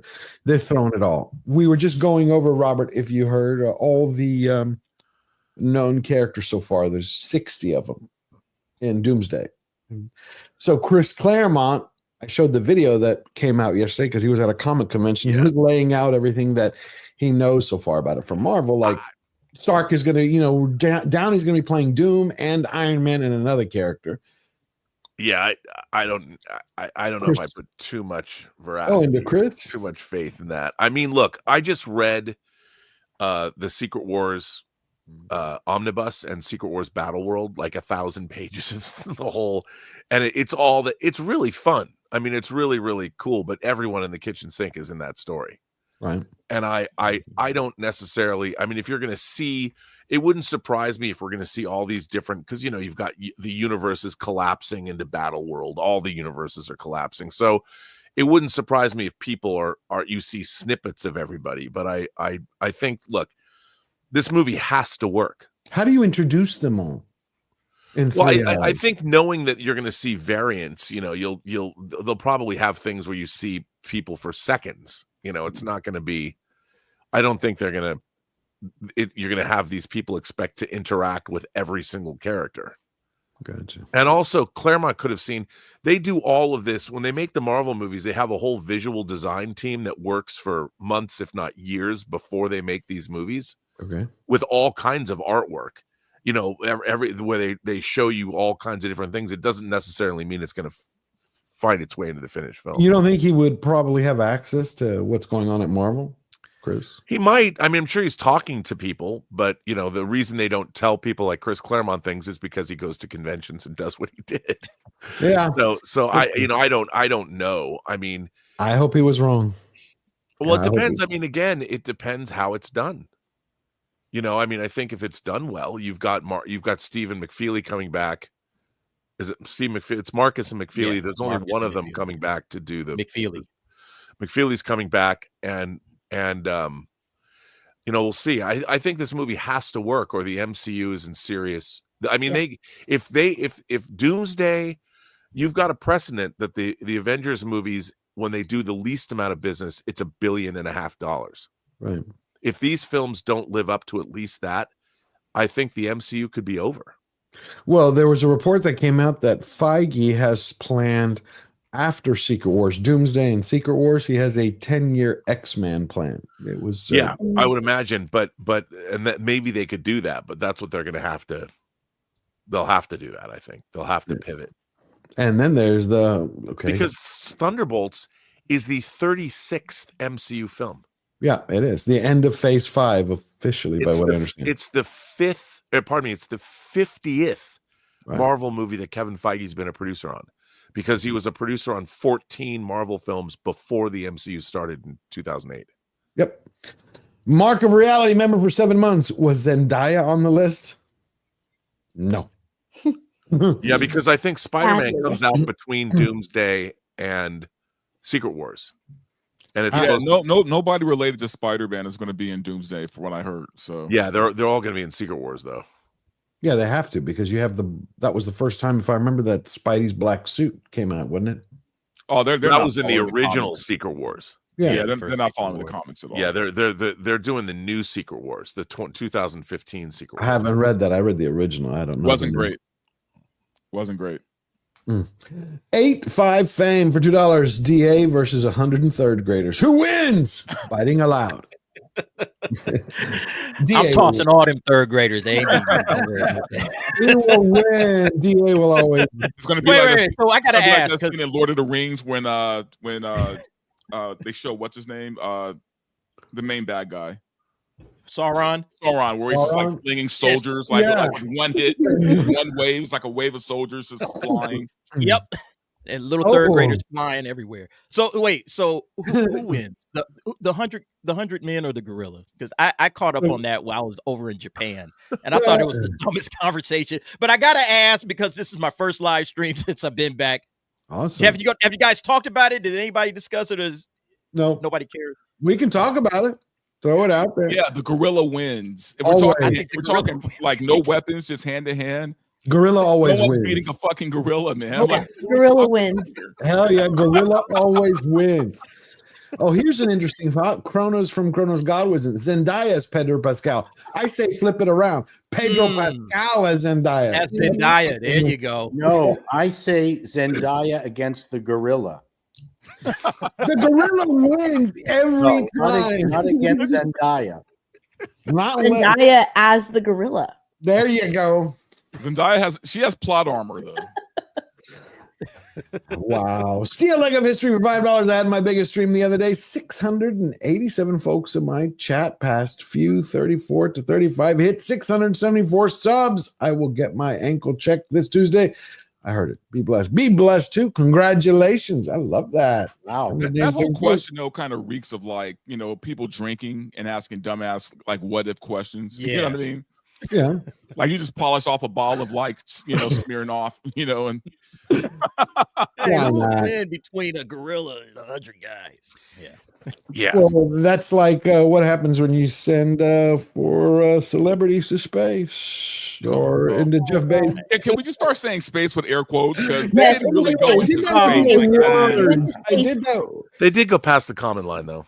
I did it with my They went word. barely above the Earth's atmosphere, barely for like 10 seconds, and then dropped back down. I'm like, people act like they were stuck in like black space for like 8 months. I know. No. It wasn't Apollo 13. It wasn't Apollo 13. They just ran out of lipstick for 13 seconds. Not like, come on. Eric K. Happy birthday, Robert Meyer Burnett. I just hope on the 15th, 11 days is my actual birthday. And as last year, we will congratulate you then as well. Yeah, I'll have a stream. Cool. Comics Dad for $5. First time on a stream here. Heard so much from fellow creator friends of mine, George, like Steel Leg. Love the channel. Thank you, Comics Dad. Welcome aboard. Love that you're here. Now, I am going to show this. By the way, really quickly though, I think the only reason why Katy Perry went on that space trip was to like pull attention away from the fact that she killed a nun. Yeah, I could see that. Makes sense. Like if you guys don't know that story about Katy Perry versus the nuns, because she bought the chapel. Yeah. Well, no. She didn't buy the chapel door. She tried to swindle these old nuns out of their property, man. Like I did a whole video on it. Like it's wild shit. I know, but I never thought she was going to win. Her and her hubby.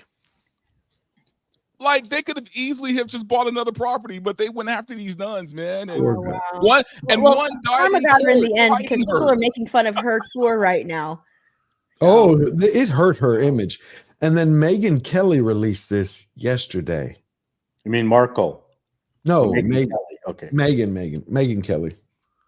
What you're doing, I'm going to just jump through it. Great doing it. These women could be on the cover of Vogue tomorrow, and I hope they are for the scientific feat going up into zero gravity. Yeah, for some of these first-time space travelers, Link, this would be as tough as Pete Davidson at a Kardashian family. That's not a reunion. real pilot. What are the challenges? No.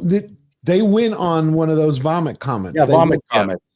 Yeah, they didn't go actual space because she doesn't know Jeff. I mean, she's not going facing today. Well, I think these women are going to prove once and for all that silicone, Botox, Juvederm, hair extensions can survive in zero gravity. This is a scientific feat. That's a my scientific joke. miracle. This is going to be an amazing one. Okay, here we go. The nation indeed, Link, the world is watching.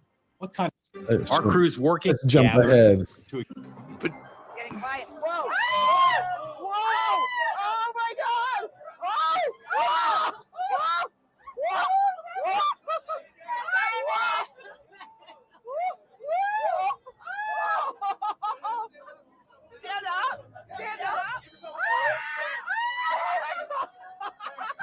three women are proving that silicone, filler, Botox, fake eyelashes, hair extensions can survive and thrive in zero gravity. You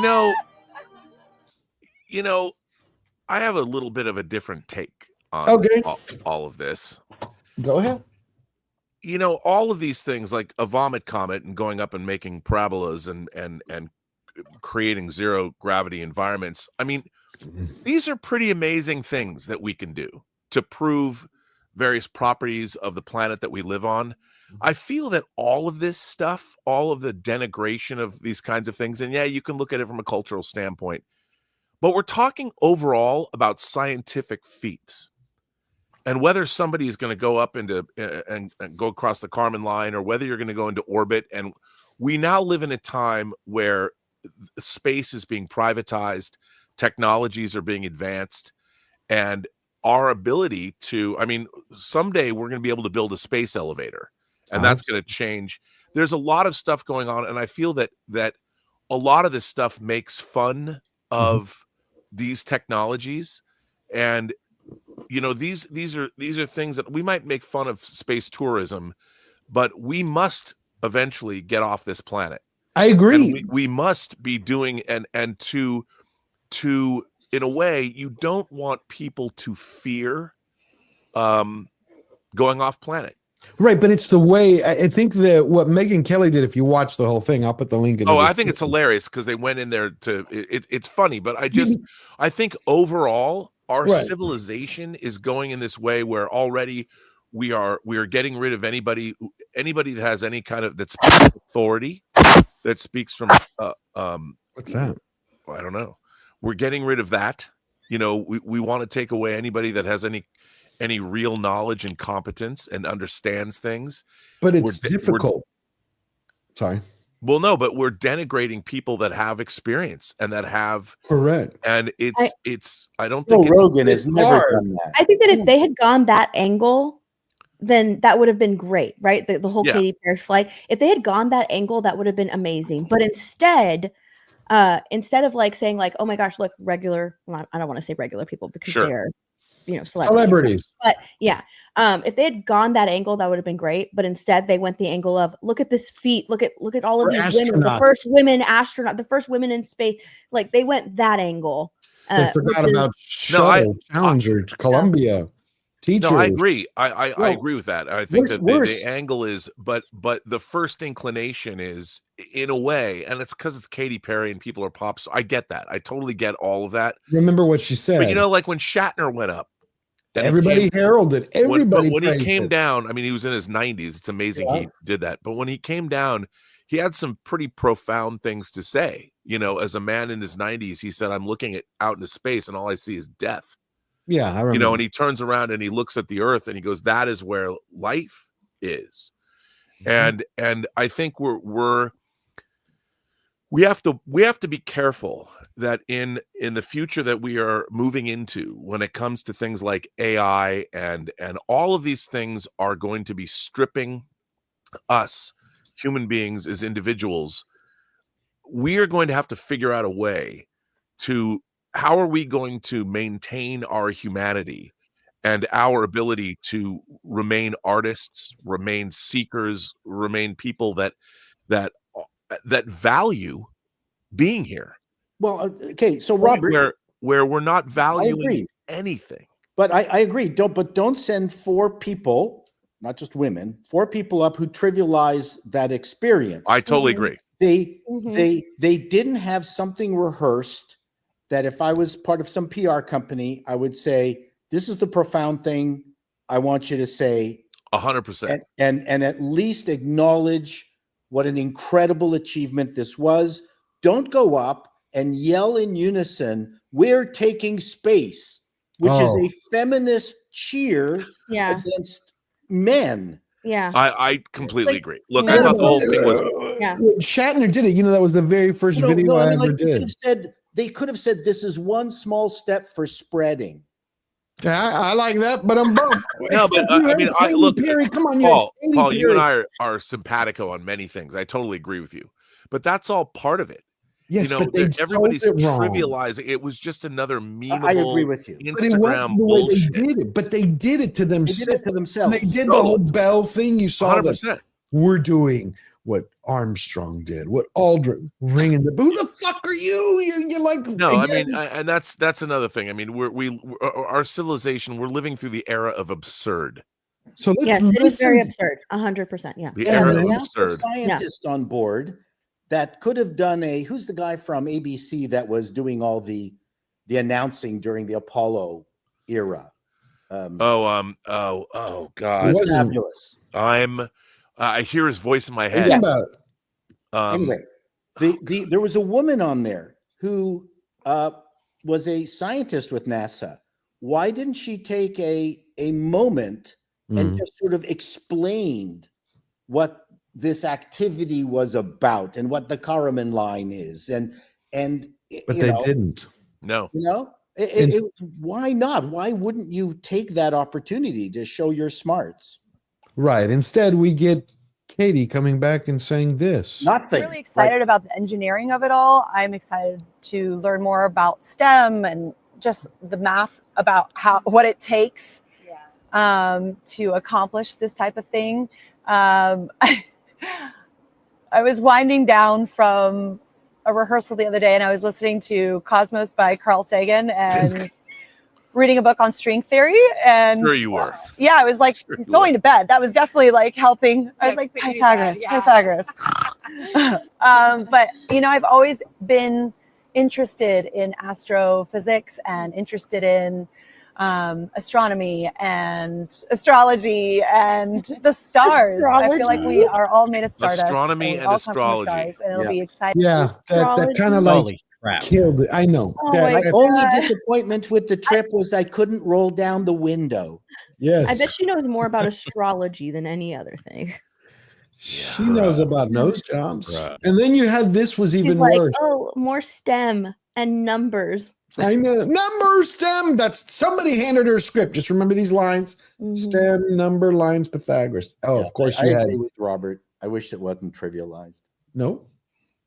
Because I've certainly read some of the things online coming from people that I know, that I like, that I consider friends. And this Because is they what I made was fun talking of you. about. That's what friends do. They tell you the Space truth. is not an either or. It's a both and. And because you do something in space doesn't mean you're taking anything away from Earth. And what you're doing in space is trying to make things better here on Earth.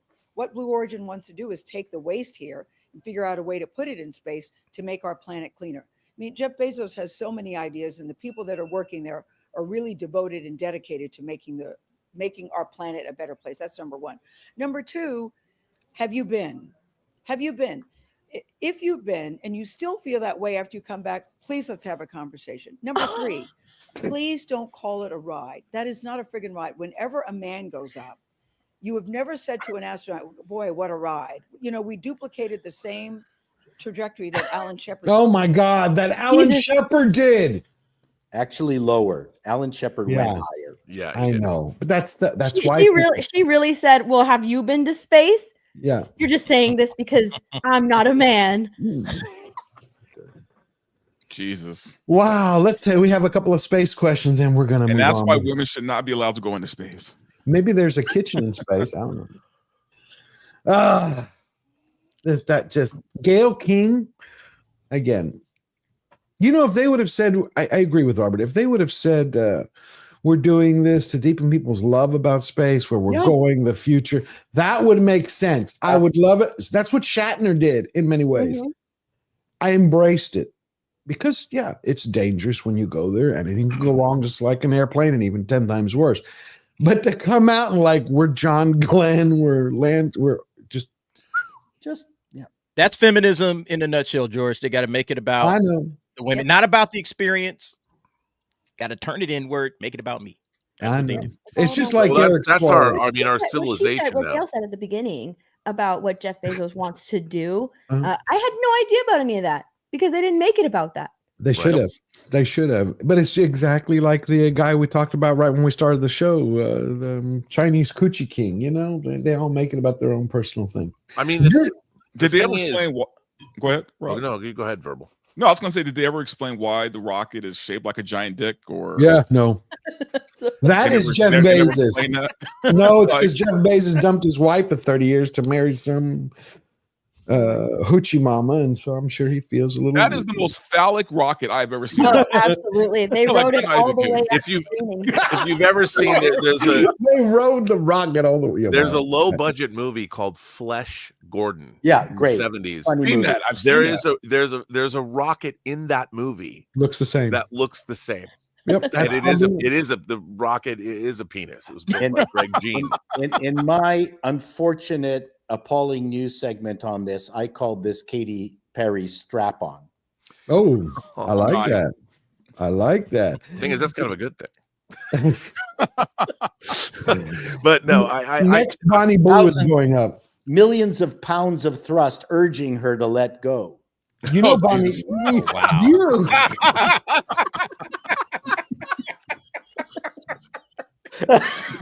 Wow. that caught me unaware. Just wow. That was just like a Shame, man. wow. You should write a book, Paul. Damn. Wow. I forgot what the fuck I was gonna say. I was Paul Chato, the king of erotica. Wow. That was beautiful. That was beautiful. Thank you, Paul. I needed that. I was just gonna say Bonnie Bloom has got to be next, 1,000 guys? No, she can only fit 10 guys in there. 10 guys in space.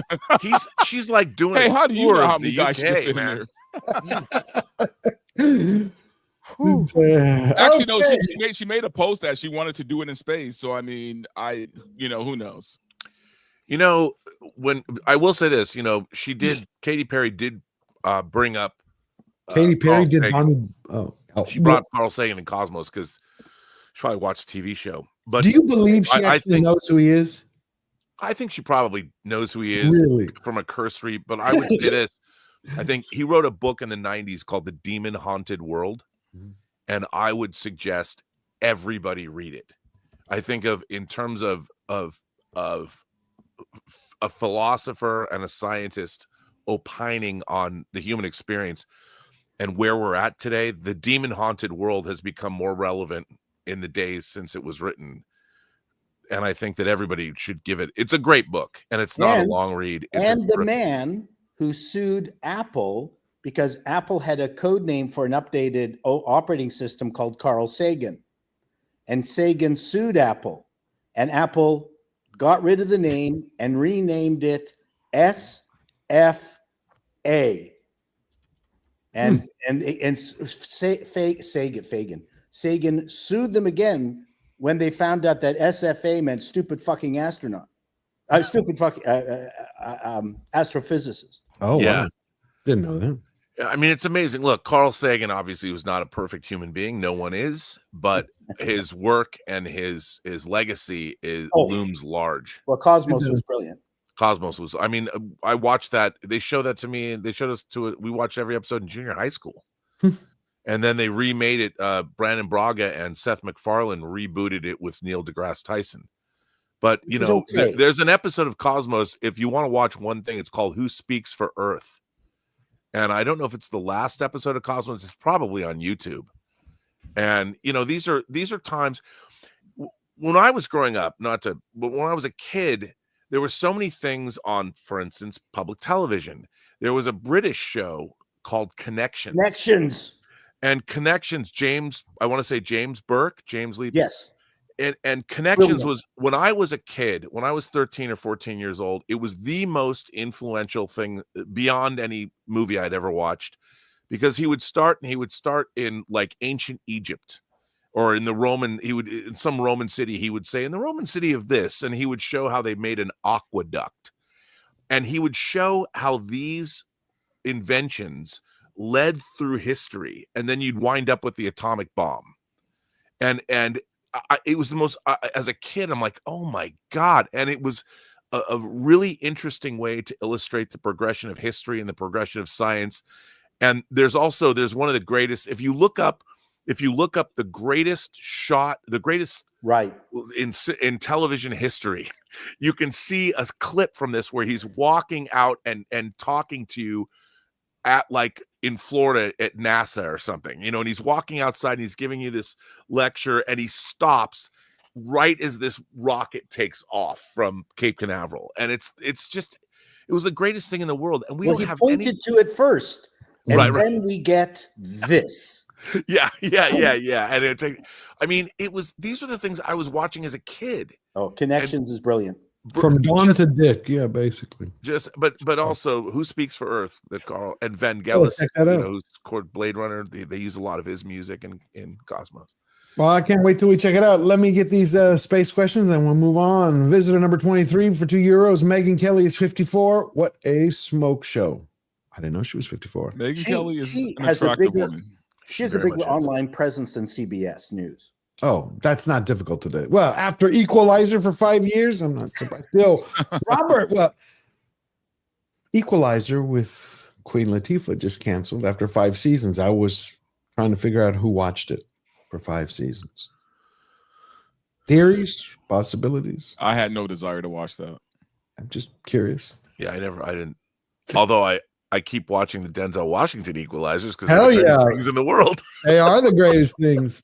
Yeah, Estefobus, you're right. No one watched it. So Thank you, visitor number 23. Darth Maul's lower half for €2. Ham the chimp went up on a suborbital flight in 1961.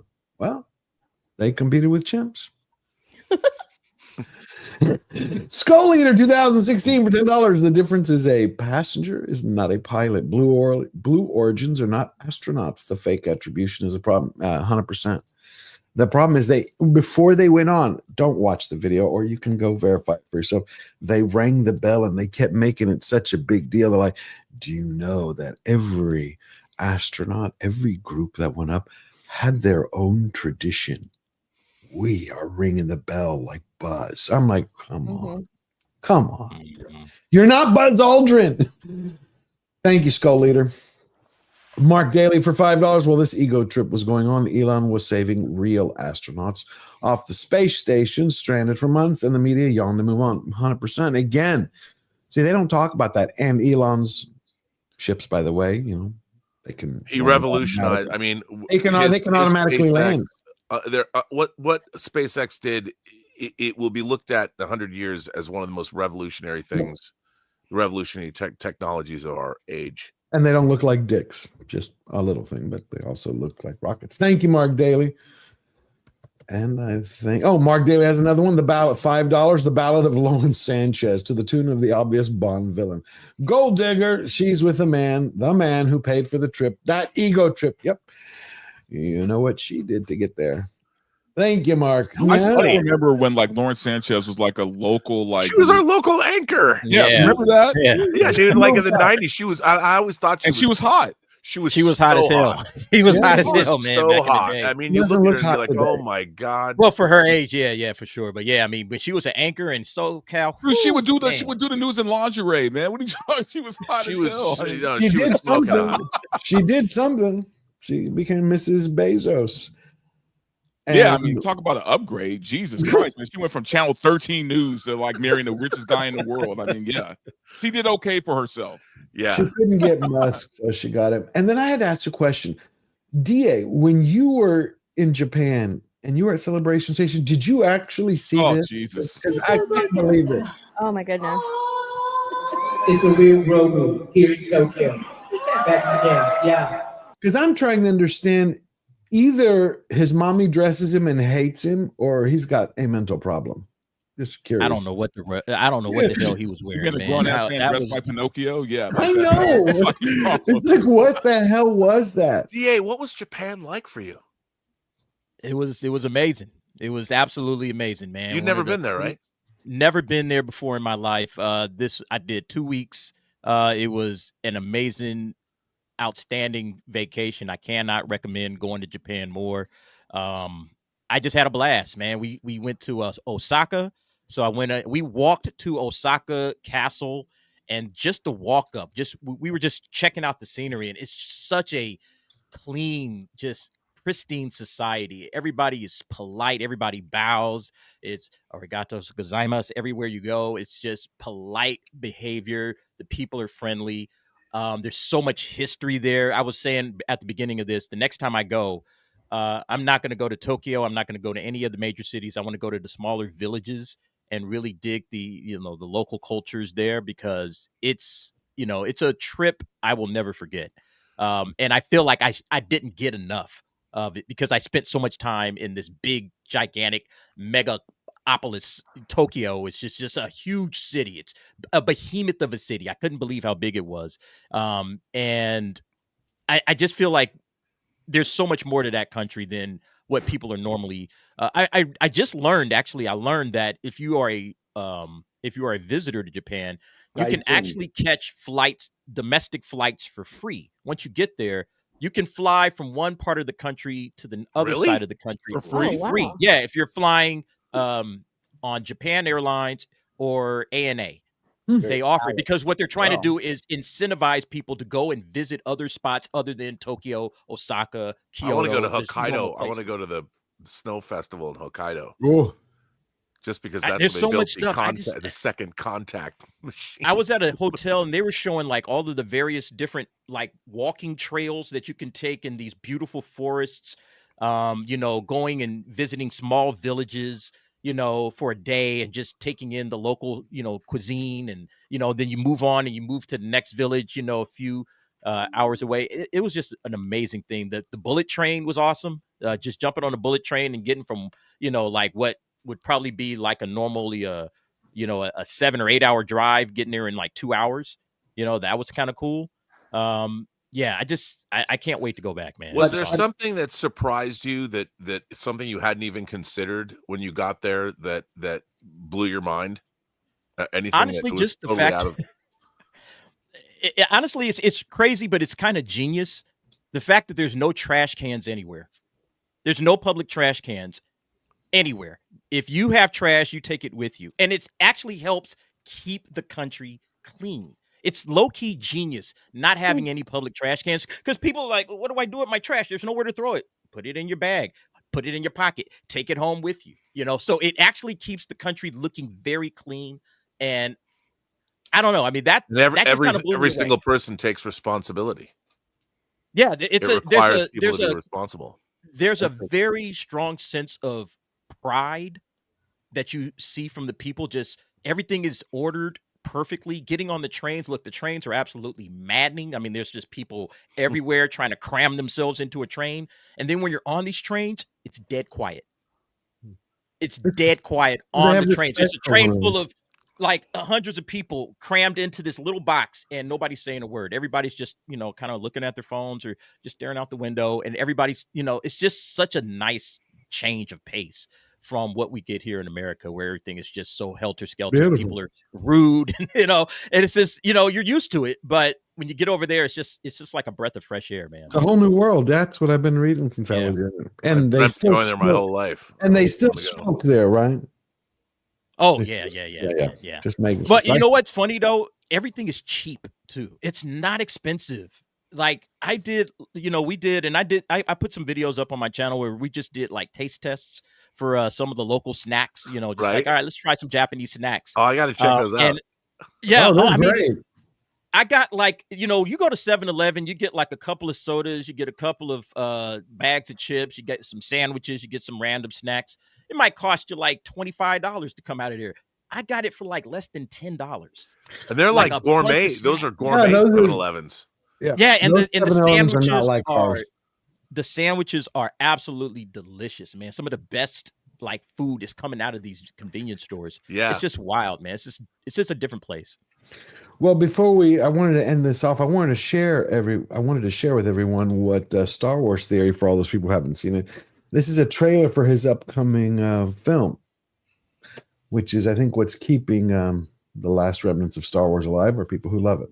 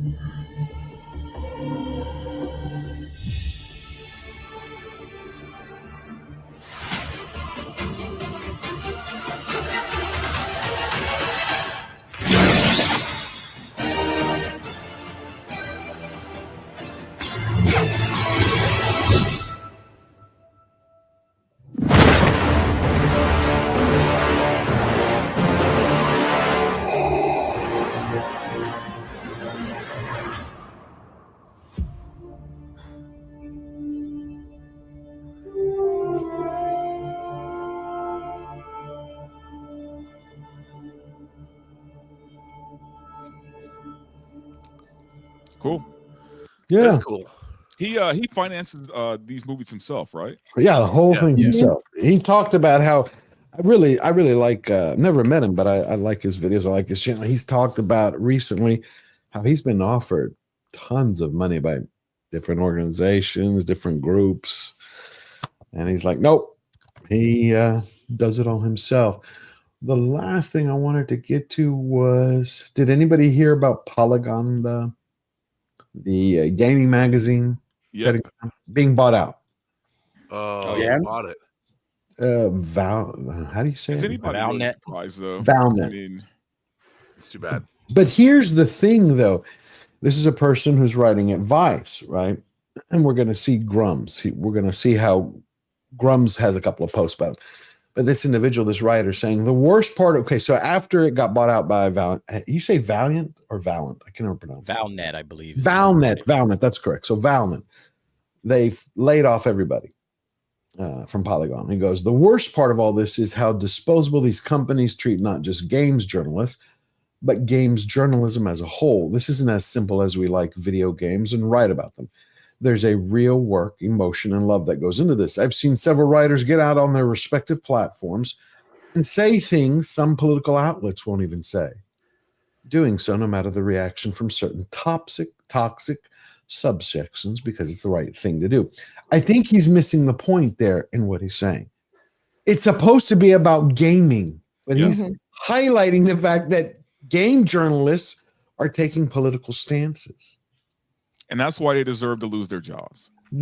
Thank you, my friend. That's exactly what I was trying to say. It's like you're supposed to be there for the games, not to push a political agenda. Well, it's like Hollywood, man. Look, there are so many actors where you have no idea what their political views are, right? You just like the things that they're in. It's only when they open their mouth is when they separate their own audience, right? It's like, and what's the point? What do you get out of that besides making less money on your project, right? These game journalists, like, we want to hear about the games. We don't care who they voted for. We don't care whose rights they support, right? Talk about the games. Otherwise, do something else. Be a political pundit if that's what you want to do. Exactly. Well, look at Grums shared a couple of the headlines from Polygon, just so everybody knew, because they were like, why are you attacking him? He goes, I'm not. Let me just give you examples. Wizards of the Coast is addressing racist stereotypes in Dungeons and Dragons. It was like, okay, really? While D&D reckons with its racist past, what racist past? I played it as a kid. No racism. This actual play is way ahead of the curve. Transplanter RPG started with ideals of trans representation at the table. D&D's Dritz book were built on racist tropes. R.A. Salvatore wants to change that. If the drow are being portrayed as evil, that's a trope that has to go away. You mean dark elves? Like, they're just dark elves. They're not representative of anybody. It's fantasy. He goes on, and here's another one. Well, it shows how racist these people are because they're actually applying goblins and orcs to real life people. Right. Boom. Right. Like, what the fuck is up with that? Exactly. It's like I've never seen myself as an orc or a goblin or any of that nonsense. All right. So yeah, I don't identify like that. I don't understand why they think that people should get offended They by did that. the same thing with the goblins in Harry Potter and the orcs in Lord of the Rings. Yeah. I'm Legolas. Come on, man. I identify as Legolas. I am a wood elf, and I am a great I have archer. seen some goblin videos of guys getting boners in women's washrooms. Well, yeah. You crazy. And And the last, those orcs. It's kind of what I find strange about all of this is it denies the reality of existence, in that every single culture has been wronged or destroyed or some horrible thing. Humanity is horrible. We've been horrible throughout our entire existence on this planet. And to deny that and then turn around and say, okay, we're gonna atone for the sins of our pasts by changing fantasy. You're now gonna equate orcs with what? Human races? When they're clearly just evil fantasy creatures. I mean, somebody's got to be evil. You're talking about good versus evil inherently built into a genre. How do you then? Can you not portray anyone evil? Can Well, you you not can't. do that? You Like- can't. Then you hug them. But I mean, evil exists, doesn't it? In a fantasy world, Sauron was legitimately a bad guy. Yep. Like he wanted to do terrible things to say. Yeah, he wasn't misunderstood. He was Yeah, just evil. he wanted to subjugate the Shire. You know, if you read The Lord of the Rings, you get to the end. There's the scouring of the Shire where Saruman and Wormtongue, they're not good dudes. No. And what they did to the Shire at the end of Lord of the Rings, it's not in the movie, but it's in the book. They're bad guys. Right. There's no way you can sit there and go, you know, we're gonna. And because he's a white wizard, he was a bad dude. You know, I mean, come on, man. When are we going to end this nonsense? When we get more people to grow up and start taking personal responsibility, and we stop allowing them to get away with the crap and keep catering to them. That's the reality. And this is the last thing, then we're wrapping up. I'm just going to mention it. There's no reason to read an article. Did y'all hear about Ollie London had posted this the other day that trans activists are now turning, and there's 2 articles. We'll take a look at them during this week. They turned against Harry Potter actor Papa Essiedu because they said he virtue signaled for signing a letter demanding trans rights in the UK. They're basically saying if he was serious, since he got the role to play Snape, that he would quit the part. Like all the other actors, not to support J.K. Rowling. They're right. If he's bitching about it, then don't take the part. Don't take the money, right? If you But hate that J.K. check Rowling is so so much, juicy though. That check is so juicy, baby. Oh, no, but it's if you're so gonna hard sit to. there and bitch, then don't take the money. Stand on I your agree. principles, right? Stand 10 toes down on your principles. If that's the case. Yep. Anybody else? Thoughts on that before we wrap up? Around the board? Robert? I just all of this, it's so they're trying to make a TV show of a very popular series of books. That's what they're trying to do, you know, and everything has become ridiculously political to the point where it's no fun anymore. Right, but he actually was like, I'm supporting this group. And they turn around and go, no, you're not supporting us. You're just virtue signaling. Yeah, I mean, it's ridiculous. The whole thing is just inane. Well, I love that he's figuring out that you can never win with these people. Yeah, like I love that he has to like see it for himself that you're never woke enough. No, right? Ever. No one's ever woke enough. Yeah, If you're a trans activist, you don't support J.K. Rowling, like at all. At all. In nothing. You don't support her in anything. In fact, they're trying to like erase her from her own property so that they can try and enjoy Harry Potter because like they're fans, but they don't support J.K. Rowling. So they're trying to like they're recreating her books without her name being on there as if that does anything. She still created those characters. But yeah, if you're a trans activist, you do not support J.K. Rowling. And this whole like letter that he signed along with a whole bunch of different actors, it wasn't just him. I was going to mention that. If you're going to sign it, if you're going to be, you know, a trans activist, then you can't be in that show, because if you're in that show, you're paying J.K. Rowling because she is going to get royalties from that show because that is her property. So not only are you paying her, you're paying her for 8 years, right? These people are signing 8-year contracts. You're signing up for for the your show. What does Eddie Redmayne get out of signing this letter, or any of these actors? It's just it's checking off a box. virtue Going, hey, signal. I'm with you. I'm with you. Yeah, but that's you, what it is. You need to know what you're up against. The Scottish government negated rape centers in Scotland from preventing male-bodied individuals from going into their facilities. J.K. Rowling took her billions and created a private rape center for women only. And she was vilified. Did any of these actors have the guts to pull out their checkbook and do something of equal enormity? She does what she says she's going to do. She pays for these things to help women. These actors are just misogynists. They hate women. Real quick, 1 second, not to interrupt, but Steph's got to go. I just wanted her to be able to sign off. Tell everybody where you go. We're signing off. I'm just going to show this last 10-second clip. No Go problem. ahead, Yeah, I everybody. have to bounce. You can find me on my channel, My Nerdy Home, Instagram and Twitter. Same, My Nerdy Home. Find me everywhere. So yeah. Thank you, Thanks for Steph. having me on. I really enjoy the show. Thank you. I love having you on. We'll see you again soon. See you guys later. Bye. Always a pleasure. And this guy posted this. I think it's hilarious because we're just talking about it. It makes sense. So a trans woman on TikTok just said to me, and I quote, "Bleaching your hair won't turn you into a white man." Girl, you don't want to play that game. That's funny. It is. All right, let's read the last super chats and we'll be out of here. Bucky Cat for $2. Underappreciated. The Right Stuff. I love The Right Stuff. One of my top 5 favorite films of all time. Oh, yeah. It's a good film. Incredible I cast. haven't seen it in a long while. So good. I would say right after that is From the Earth to the Moon. Like I watched Right Stuff and then remember From the Earth to the Moon? I don't know how many people. Episode 8, Spider. One of the greatest hours of television ever made. We don't have shows like that anymore. 5, 4? I don't remember. I This is think called Spider. I think the one that Apple did From the Earth.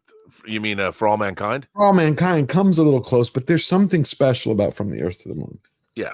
Cool. It's a docudrama. Yeah, I guess so. Walter White Walker Mouse on the Moon is the greatest space movie. Which? Mouse on the Moon. The sequel to The Mouse The sequel, yeah, The Mouse That Roared. Mouse That Roared. Walter White Walker for $5. Have you guys discussed Luigi the musical? No, we're going to save it for Wednesday. I know it's nuts about the United CEO killer or Slam Frank, a reimagining of the story of him. Wait a minute. No, we're getting trolled. That's some troll. There's no way. There's no way. I know they're no. They are doing a musical. That I know. I didn't read the Anne Frank part. There's no way. Hold on. I did write a short story where I combined Anne Frank with the deaf, dumb, and blind woman. Helen Keller. Helen Keller. Anne Frank, Helen Keller. I combined them. You're putting together a team. I see. No, it's just one person. I put them together, and the ending is she finally learns to speak just as the Nazis are searching her apartment. Oh, God. Jesus. Yeah, it says here, sold out musical about alleged CEO killer Luigi Mangione to premiere in San Francisco. Yeah. Really? I know. Okay, I just makes sense now. Yeah, I just don't see the Anne Frank, but it must have been crazy. No, I saw it right here. Slam Frank says here it's a bold and new, inclusive hip hop Anne Frank musical about being true to who you are, even in the toughest of times. She was hiding. Okay. I know. Yeah. Don't try to make sense out of it, man. No. It's not going to make sense. That's evil. That's vile. That's cretinous. That's disgusting. Thank you, Walter White Walker, for bringing it to my attention. This is why I love you guys, my chat. Mark Davis, I did see a porn parody of Anne Frank one time, and that was kind of tasteless, but this sounds just as bad. Look, man, there's wild shit out there. You can't have a porn parody of a girl who was whacked through something. Well, there is Ilsa She-Wolf of the SS starring Diane Thorne. I know Elsa, not Anne Frank. I never saw them, but I saw this DVD, the VHS covers. Oh yeah. Okay, I now have to cleanse my palate. I can't. Hold on. I got to find something here. Any fucking thing. Oh, here we go. This is interesting. This guy was actually weird. I don't know what his problem was. I don't know if this was a skit, if he was just, trolling us. Here we go. When your kids say they hungry in the store, gotta feed them. You gotta stop and you gotta feed them. There's no way. For me, when I'm hungry. This has got to be a troll, right? Yeah, this has to be just for like clicks. It has to, because he's got too few kids. What? God, Paul. It's like 8 kids there. Right, and plus there's a dad. This is completely false. Paul's just like, okay, I found it. I have one I've been saving up. Oh man. Yeah, I'm just like, we're gonna do this old-fashioned one. This is fun. All marriages in the wars because they not eating the donuts. Don't get the D-word, get the donut. Cinnamon twist, cinnamon beer claw, blueberry muffin, croissant, glazed twist, glazed donut, rainbow sprinkle donut. Baby, I love it when you talk donut. Baby, I love it when you talk donut. Hey, get a room. Get the donut. Is this real? Yeah, yeah, Let's it's an go. old Oh, my commercial. I love her so much. If your merit has a hole in it, fill it with a donut. Don't get divorced, get the donut. Cinnamon crumb donut, chocolate raised donut, old-fashioned buttermilk donut, chocolate buttercream filling, banana. You know, you don't see advertising like this anymore. I love We are this stuff. open 23/7. We only close from 1 a.m. to 2 a.m. Do I have to tell you what's going to happen during that hour?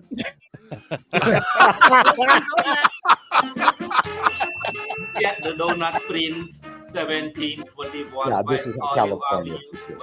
You know, Yeah, this is like an ad you would get like at like 2 a.m, like Yes. back in the day. There was a great there was an NPR story about a Vietnamese guy who came to America and became the donut king here in Southern California. I don't know if that's him or not. That's gotta but, be him. It It, looks it sounds like it. And Donut. and he created this Yeah. amazing literally a donut empire, and brought a lot of Vietnamese immigrants after the war to come and put them to work and his family to work. And he has a tremendous rise and fall story.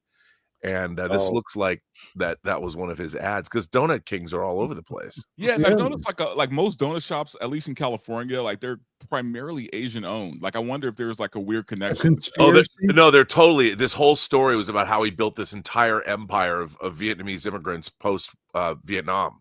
Are we They sure rose they're- in the 70s and the 80s. It's a great story, and Are I we think sure there was that- a book written about him. But are you sure they're not like all former VC?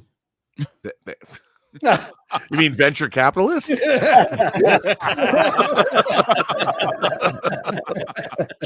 All right, let's read that last super chat. Let's get out of here.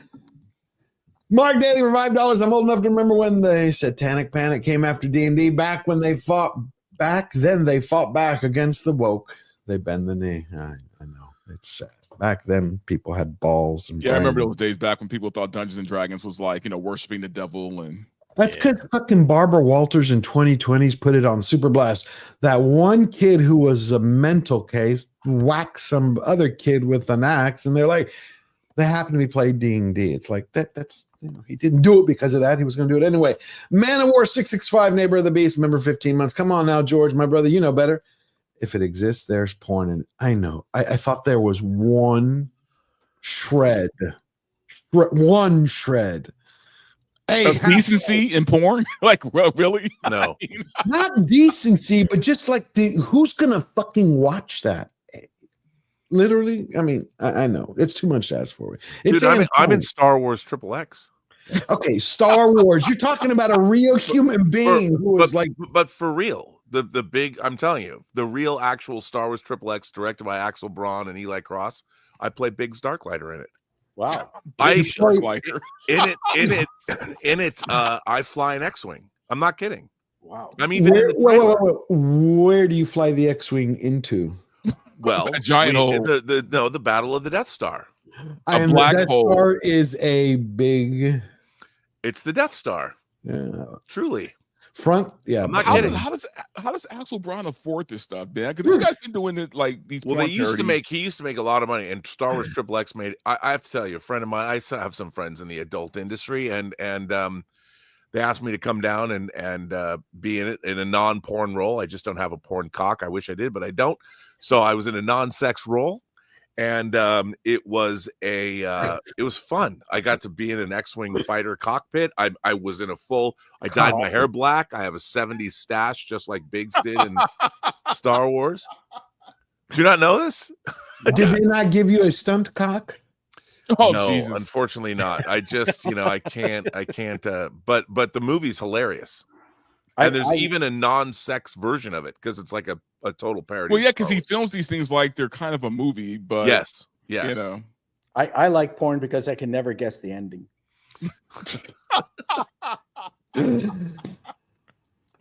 Book you, fat hoe, for $2. Hi there, Dumpling.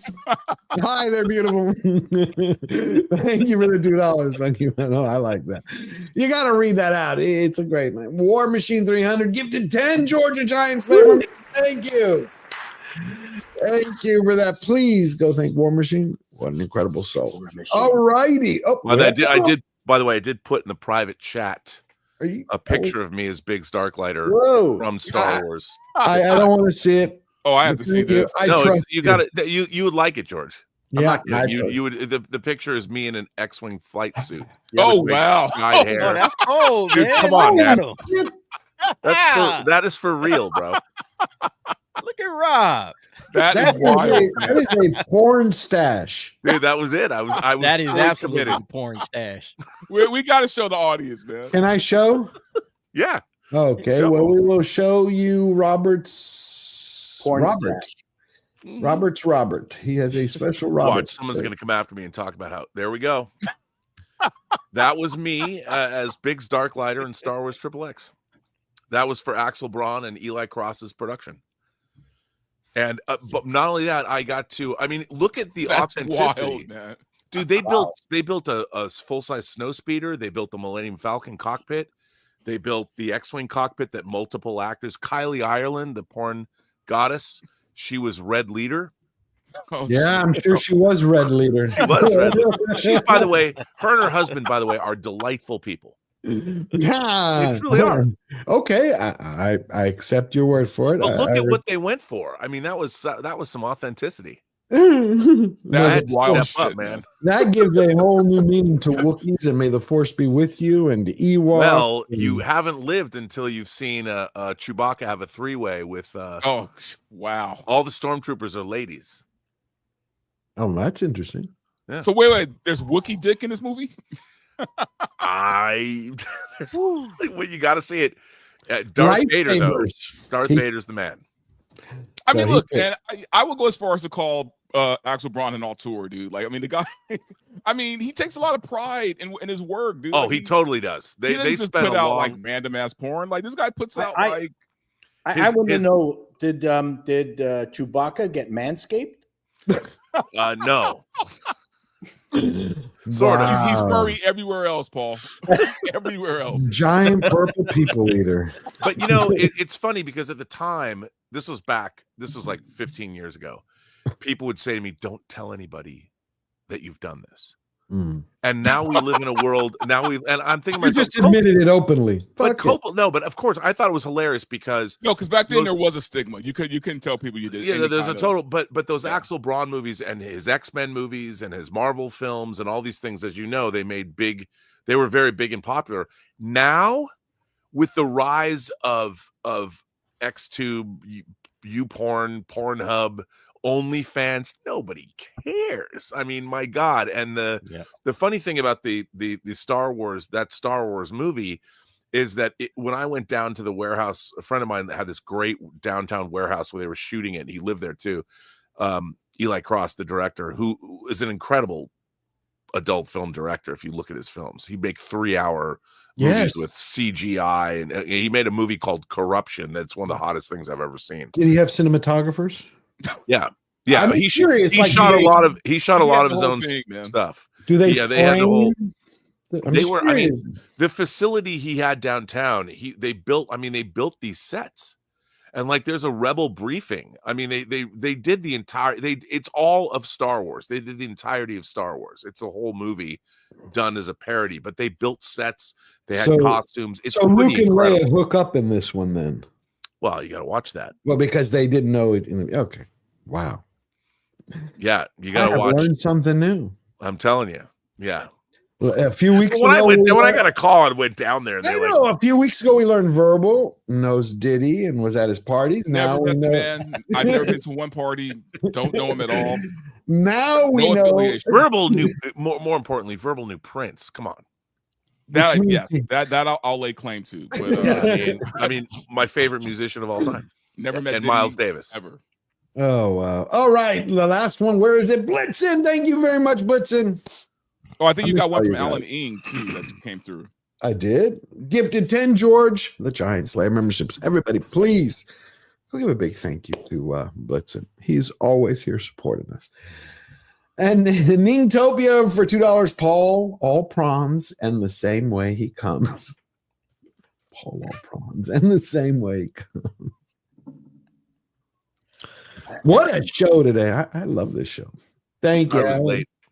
We got to get Alan back here. So I'm going to send an email out to Alan. This is awesome. All righty.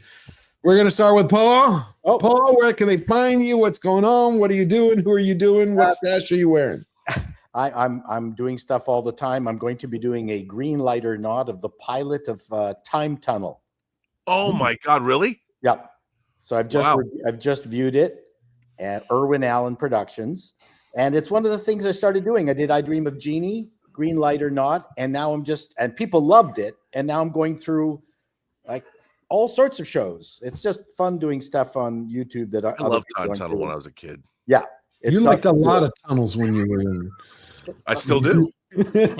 So I'm doing that, and then I'm doing more appalling news all the time. So I'm around. Awesome. That's a beautiful thing. And Derek, my good friend, so glad that you're back. What is going on with you? I love your videos, man, by the way. Same old stuff. Doing daily videos. I'm thinking I might do the DA's office tonight. I'm very tired. I'm still on Japan time. So it's going to take a minute to me to get back on LA time. But look for daily videos. I should have up the nightcap by Tuesday. So nightcap coming back Tuesdays and Thursdays, and then generally speaking, we do the DA's office Sunday nights at 8 p.m. So I may do one tonight, but I'm very tired. So we'll see about that. But thanks a lot, George. Always a pleasure hanging out with you guys, man. We'll see y'all next Sunday. Verbal.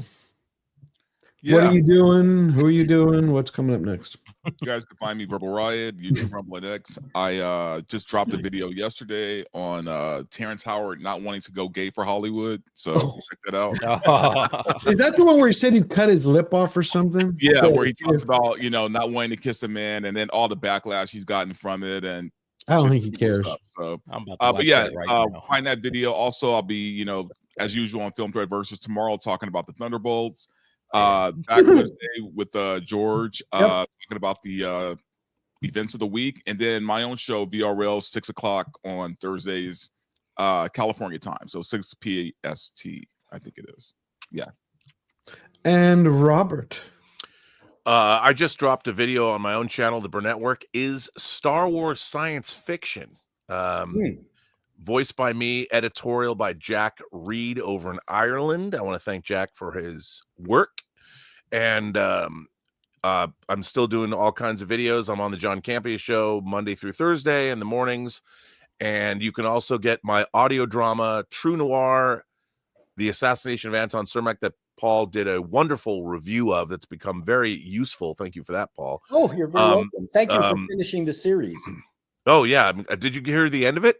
I'm one left. Oh, because I was gonna. If people want it, you can get it. Or if you know people, you can write me and I'll give you a review copy. I'm trying to get more people to review it because I want to review it. We haven't set it out into the world yet. You can only get it on our website, but I'm really proud of it. And your review was very kind, and it was. And I didn't ask you to do it. I didn't know you were going to do that. So and I paid for it. Yeah, you pay. Yes, and I hope you like the last episodes because it's just brilliant. I absolutely. I busted my ass, and working with Max Allan Collins, who wrote it, has been one of the great joys of my life. And has he liked it? He was blown away. Okay, and he participated. I actually brought him. He's such a great guy. I had him come into the recording sessions, and it was invaluable to have him there because Max Allan Collins, long story short, has written 19 novels about this fictional detective named Nathan Heller. And the premise of the novels are that Nathan Heller, this fictional detective, gets embroiled in very real historical events with very real people, that the outcome of these events is somewhat nebulous as far as history is concerned. So Max has figured out a way to get in there and offer an alternative viewpoint of what actually happened. And the first book is called True Detective, which we obviously couldn't use, and we're going to be adapting more. But he adapted his own novel, which was a gift for me. And so I brought him in, and when we were recording, he would say, well, you're directing, Rob. And I'm like, look, I have no ego to bruise, as Spock said. I'm like, I need to make these performances and all this to be the best it can be. So Max came in, and I was already Max wrote Batman for DC in the 80s. His graphic novel Road to Perdition became the movie Road to Perdition. Cinemax produced a TV series, a season of Quarry. And I mean, I'm a huge Max Allan Collins fan, so for me to work on this was a gift. But he was there because I wanted to be there, and so he couldn't believe it. But when he didn't know how I was going to put it together, and so I would send it, he would be the first person that would get it, and I'd finish an episode, and I would be sitting behind my screen waiting to hear from him. And at first he would say, "I'm pleased," and then it was, "I'm very pleased," and by the end, he was like, "I can't believe what you've done." So it was a great collaboration. You can't get a better compliment than that. We got to get you on our Wednesday show, Robert, so you can talk about it. Yeah, I'm happy to do so. We haven't put it up on a mainstream platform yet. I know, but kind of waiting. I'll send you the soundtrack album, the digital down. The soundtrack is incredible. The music by Alexander Bornstein is amazing. He contacted me. Oh, did he really? He loved my review, and he thanked me for the kind words. He is such a great guy, and he did some of the music for Andor. Oh, yeah. So it's funny because people think that I'm just like, whatever, I'm on a porn movie. but I call Alex up, the guy is so talented. People don't know who he is yet, but they will. I've been working with him for 10 years, and he's an amazing. So on TV shows, you have the main composer, but there's people that make incidental music over the course of a series, and Alex was working. I didn't even know it. I've known the guy for 10 years. He couldn't tell me because he signed an NDA. Gotcha. So the entire time he worked on True Noir, he was working on Andor and didn't tell me. Oh, wow. All righty. Jose Taco, member for 12 months. Did you say you're watching All Creatures Great, Big and Small? Yes, my friend. I've watched now both versions. The original one that came out, I think, starting in the 70s and 80s, and I finished it up, and I'm watching the newer version.